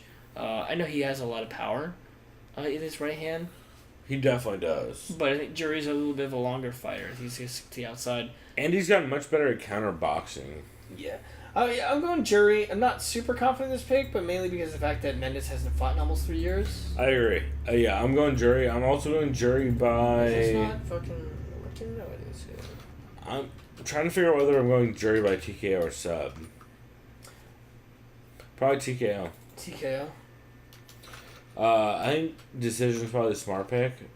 Like if I was to bet on it, I would go decision, but I don't know. So, man. say Mendez starches him, which I highly doubt, by the way. Possible though. It's possible. I think if anything, he Russell Fox him to decision. That's, I mean, if that happens. Something like that. Also, He's 33. I just realized. wow. Yeah, he's young, but he's been around for a Why long wouldn't you say young? time. I'm just saying, like, he has a lot of fight years. So. Yeah, that's what I mean. Yeah, for how And young he he missed is. 3 years. You know what I mean? So he would be like 30, 31 right now. So what I mean? Right. But he's still more mileage. So technically, it's a blessing in disguise for some people. We'll see. Yeah. Let's see. What was the last time we did a line for? Because I just realized we weren't doing those. Dude, We I did think it was, Justin like, Scoggins. Yeah. Right, Scoggins was a plus 123. Oh, Volkanovski's a heavy favorite. Remember that? It was like Volkanovski's 245. minus 245, right, over Darren Elkins. What about Wineland and Perez? So Eddie Wineland is a plus 155 underdog to a minus 165 Perez. So what about Zingano and Renault? Kat Zingano is a plus 105 underdog to a minus 125. And what about this fight, Jury? And I never Mendez? know. And Jury is a plus 125 underdog to a minus 135 Chad Mendez. There's a lot of underdog opportunities on this card. Like, I may throw a bunch of these underdogs that I'm liking in a parlay. I already have one that I think I have like $5 on to win like 70 or something like that again. I'll pull up. You know what? I'll pull that up while you keep going. So next up we have our boy Nike Pierce, aka Nico Price. That's a right. Hybrid record of 11-1. This is a welterweight bout going up against Randy Rude Boy Brown. Record of 10-2. Last time we saw Nike Pierce, he had a submission victory over George Sullivan this past January. Before that, he had got submitted by Brazilian Vicente Luque last October, and before that he knocked out Alan Joban. He had been fighting against a good number of people, good names. Randy Brown last time home had a victory over Mickey Gall, that's right. Unanimous decision. 2 Brazilian Jiu-Jitsu practitioners were going at it. That was a pretty entertaining fight. It was kind of back and forth. Transitions were crazy. For sure. Before that, he lost unanimously to Bilal Muhammad. Before that, he was supposed to fight George Sullivan, never did.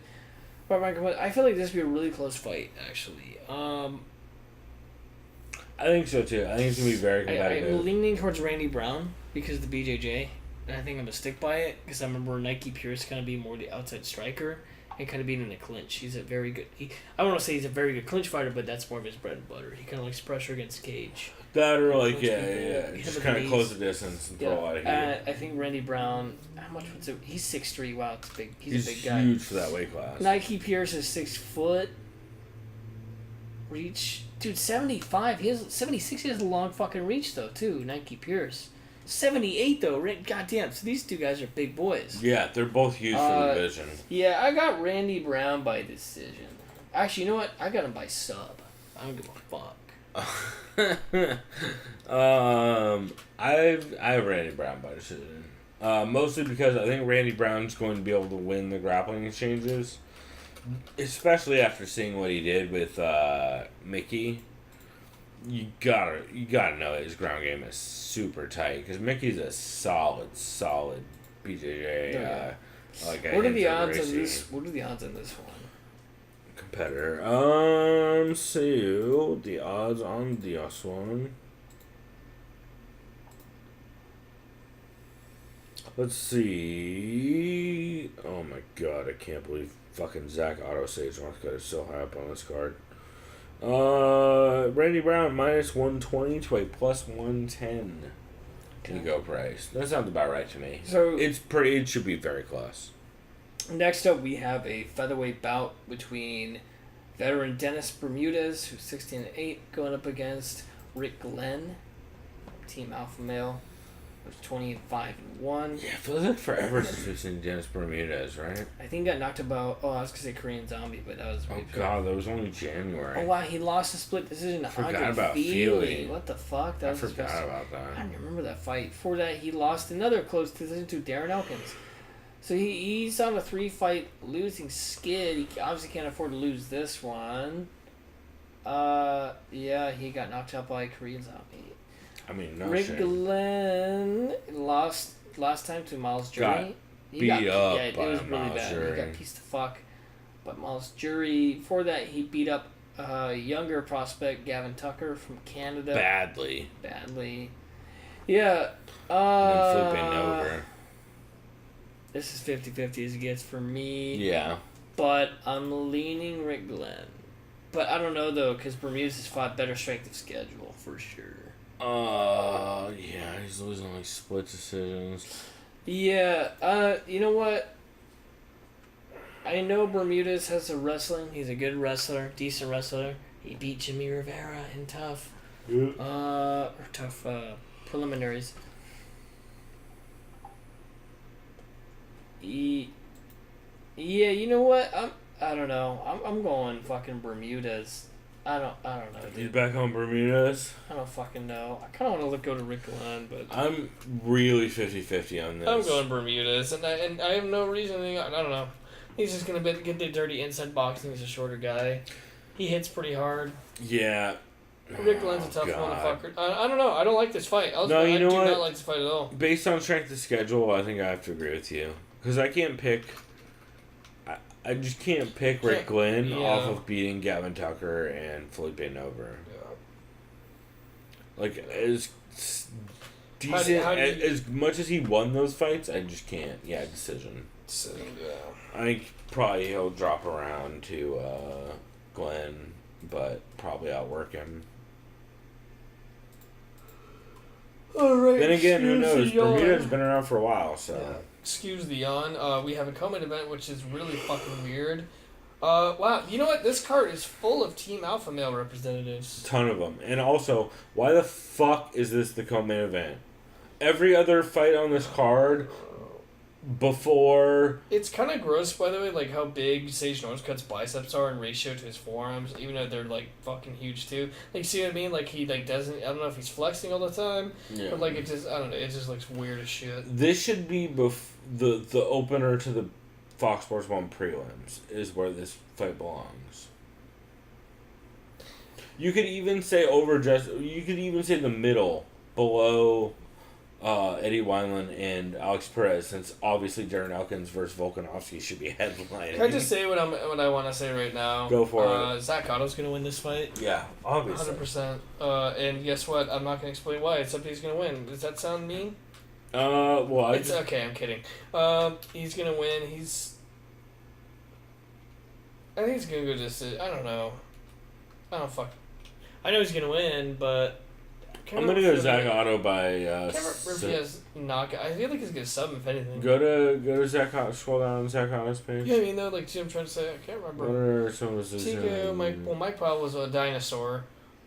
Yeah, it's gonna be. It's gonna be decision. I think. Or if it's a finish, it's sub.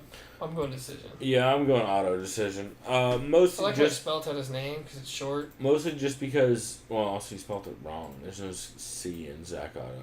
Oh, well, pardon me, Zach. Also, you just offended Zach Cummings as well. Sure. But yeah, no, I just don't think Sage Northcutt has. I don't know why he's back up at 170. He's had a good is he like inconsistent, or is he just like cowboy, or is like fuck it, I'll fight wherever? I don't know. I'm picking against him just on principle that I'm he's picking the against him co-main. based on that he's an alpha male now, and he barely utilized his wrestling until like the last 2 rounds or last round and a half of his last fight. And we That's also how he won that fight. So we also haven't seen a lot of improvements from him, really. Like, we saw improvements in that I one get fight. it. and He's then still he young stalled as out. shit. He really is. He has a True. lot of room to grow. He could be True. fantastic in 5 years. We really don't I hope know. so. I hope so, yeah. He's got potential. He hits fucking hard. It'd be great if he was able to, if he showed a lot of improvements in this. This but fight, however, I'm right here biased. is actually probably the one I'm almost least excited for, to be honest. I don't even know why. I don't even... Based on that Well, fight, you showed know me why. from It's 'cause we Blagoy watched Blagoy Yeah, that was Ivanov's fucking last terrible. fight. That almost looked like Lewis Hunt. It was not good. And guess what? I am going to go JDS via knocking him the fuck out. I am too. I'm not even gonna explain why. Like, I'll just say this: JDS. Last time we saw him, he got knocked the fuck out by Stipe, who is gonna be the champion again. I really think once DC's done. Possible. It Possible. depends on if anyone moves up. That's how Curtis Blades does, because he looks And great. Curtis Blades. Curtis Blades 'Cause- is great. Stipe is wrestleable. Yep. And like, I don't. Do you got knockout too for JDS? Yeah, I got JDS by knockout, probably round 3. I just don't. I've seen a couple of Blagoy Ivanov's fights, but the last one I saw of his, which go ahead and click on that, it was a while ago. It was sometime last year, but a while ago. It's almost, yeah, it was November. Wow. So he's been out for a bit, and he looked awful. So when was the last time JDS knocked someone the fuck out? Well, he almost knocked out Stipe. Well, Knocked out everyone Mark says Hunt. that. Yeah, he knocked actually. out Mark Hunt, which was holy fuck 5 years ago. Jesus. Okay. Oh, you know what? Go ahead and change mine to decision. Sorry. Yeah.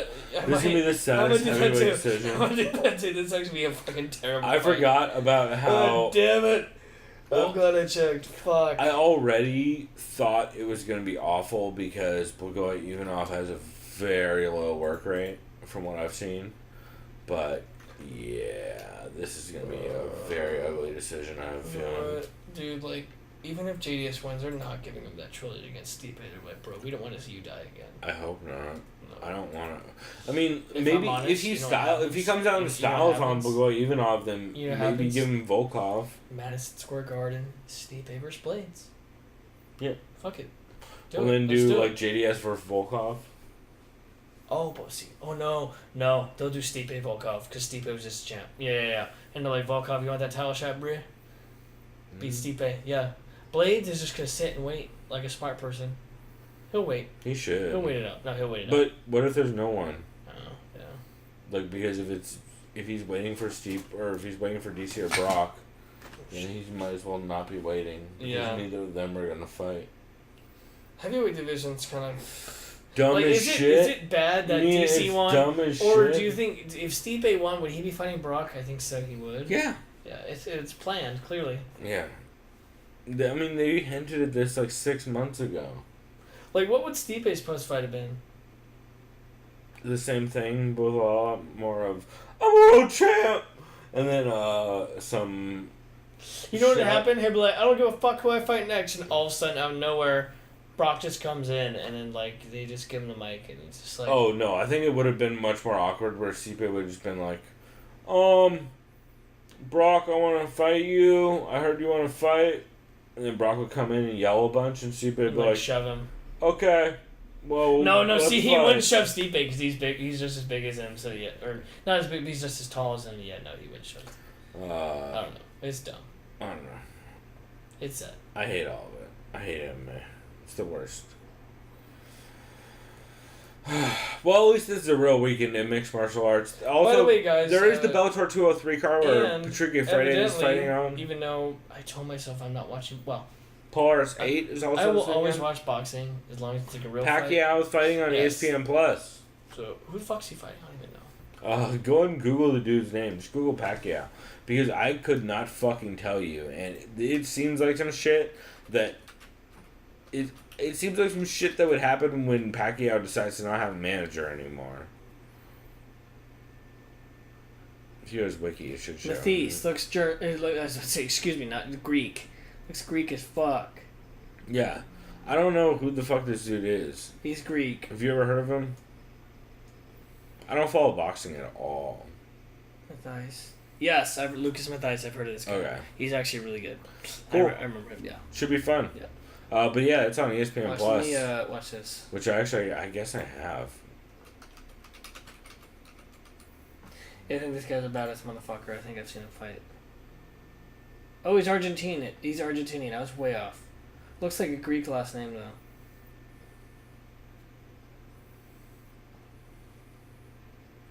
Who? He fought Zab Judah. That's where I saw him fight years ago. Yeah. Years ago, like 8 years ago. Oh, he fought Danny Garcia. Yeah, that dude's a badass motherfucker too. Yeah, this guy's good. This guy's really good. Yeah, Nice. 39-4. Yeah, he's good. Cool, man. Well, that'll be happening on What time Showtime. What time is that? There's also a bunch of fucking not Showtime, sorry, ESPN Plus. There's also a bunch of other shit happening. Here, let me pull this up because if I remember right, there's a bunch of events happening this weekend. Let's see. Oh, also shout out to Judo Bill Tyler, who's the homie that we shout out every episode 1,000 times because I love that dude. But he is a big fan of Tides of History, Pat Wyman's podcast, and he was very grateful that we shouted that out. So, if you guys are looking for a history podcast, like if you're at all into hardcore history or any of that stuff with Dan Carlin, definitely check out Tides of History, which is Pat Wyman's new history podcast, and then he has his old one, The Fall of Rome, which is fantastic that I've been catching up on the rest of because I'm way behind on all that stuff. But he goes through the entire fall of Rome and he like follows certain families throughout like their time period, and it's really interesting. It's worth checking out. But let's see, this weekend we had Bellator 202, which we talked about. Bellator kickboxing was actually today also, I think, or maybe it's tomorrow. I think ACB kickboxing was today. Bellator kickboxing is tomorrow. Bellator 203 is tomorrow, tape delayed from Rome. Polaris 7 is on Saturday. Quintet Grappling is on Monday with 10th Planet team, a Sakuraba team, and a Tiger Muay Thai team. And we already talked about how Shab and Dana are fighting for Israel Adesanya's affection. So, oh boy, man, it's been a crazy week. Should be some good fights this weekend, though. Like, for a card in Boise that's a fight night, seems like it's going to be really fun, right? Yeah, I mean... matchups seem competitive, for sure. Yeah, I'm trying to think where they're actually having the fights at. If it's like at Boise State University, like the arena, I don't even know. If you click over to Tapology, it'll probably say... Scroll up. CenturyLink Arena. Yeah. So some fucking arena in Boise. Oh, yeah. Okay. Cool, man. Well, we will go ahead and wrap this one here. You guys can, we would appreciate it if you give us a subscription. That's not what you say that. If you subscribe on iTunes or Google Play or Stitcher or whatever 5,000 other things we're on, we appreciate it. If you give us a review, we appreciate it even more. One of these days, I will look up the iTunes reviews and hope that someone's made one, and then I'll read it on the show. Other things to note. On the Sound of Violence YouTube page, search the Sound of Violence podcast on YouTube. You can find us, and I generally try my best to update playlists every week with all the podcasts for each episode that we talk about, as well as some ones that we didn't even have time to get to. So if you guys are looking for podcast recommendations, I do that throughout the week while I'm listening to them. So if you're wanting to get a head start on some of the stuff we might talk about, that is the place to do that.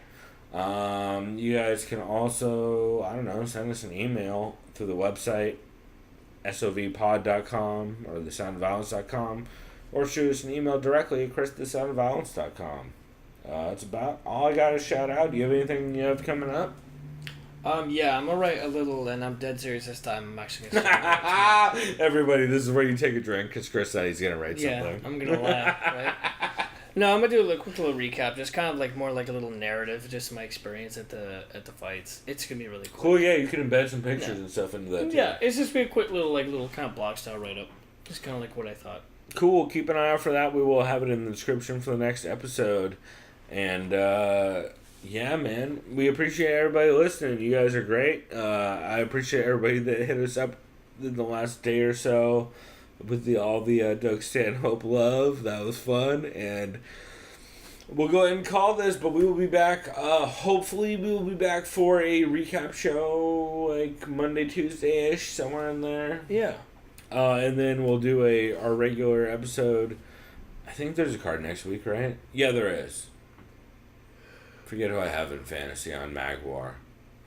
Everybody go. I got Poirier and someone else. Yeah, everybody go check out magwar.com. It's fucking dope. Y'all are missing out.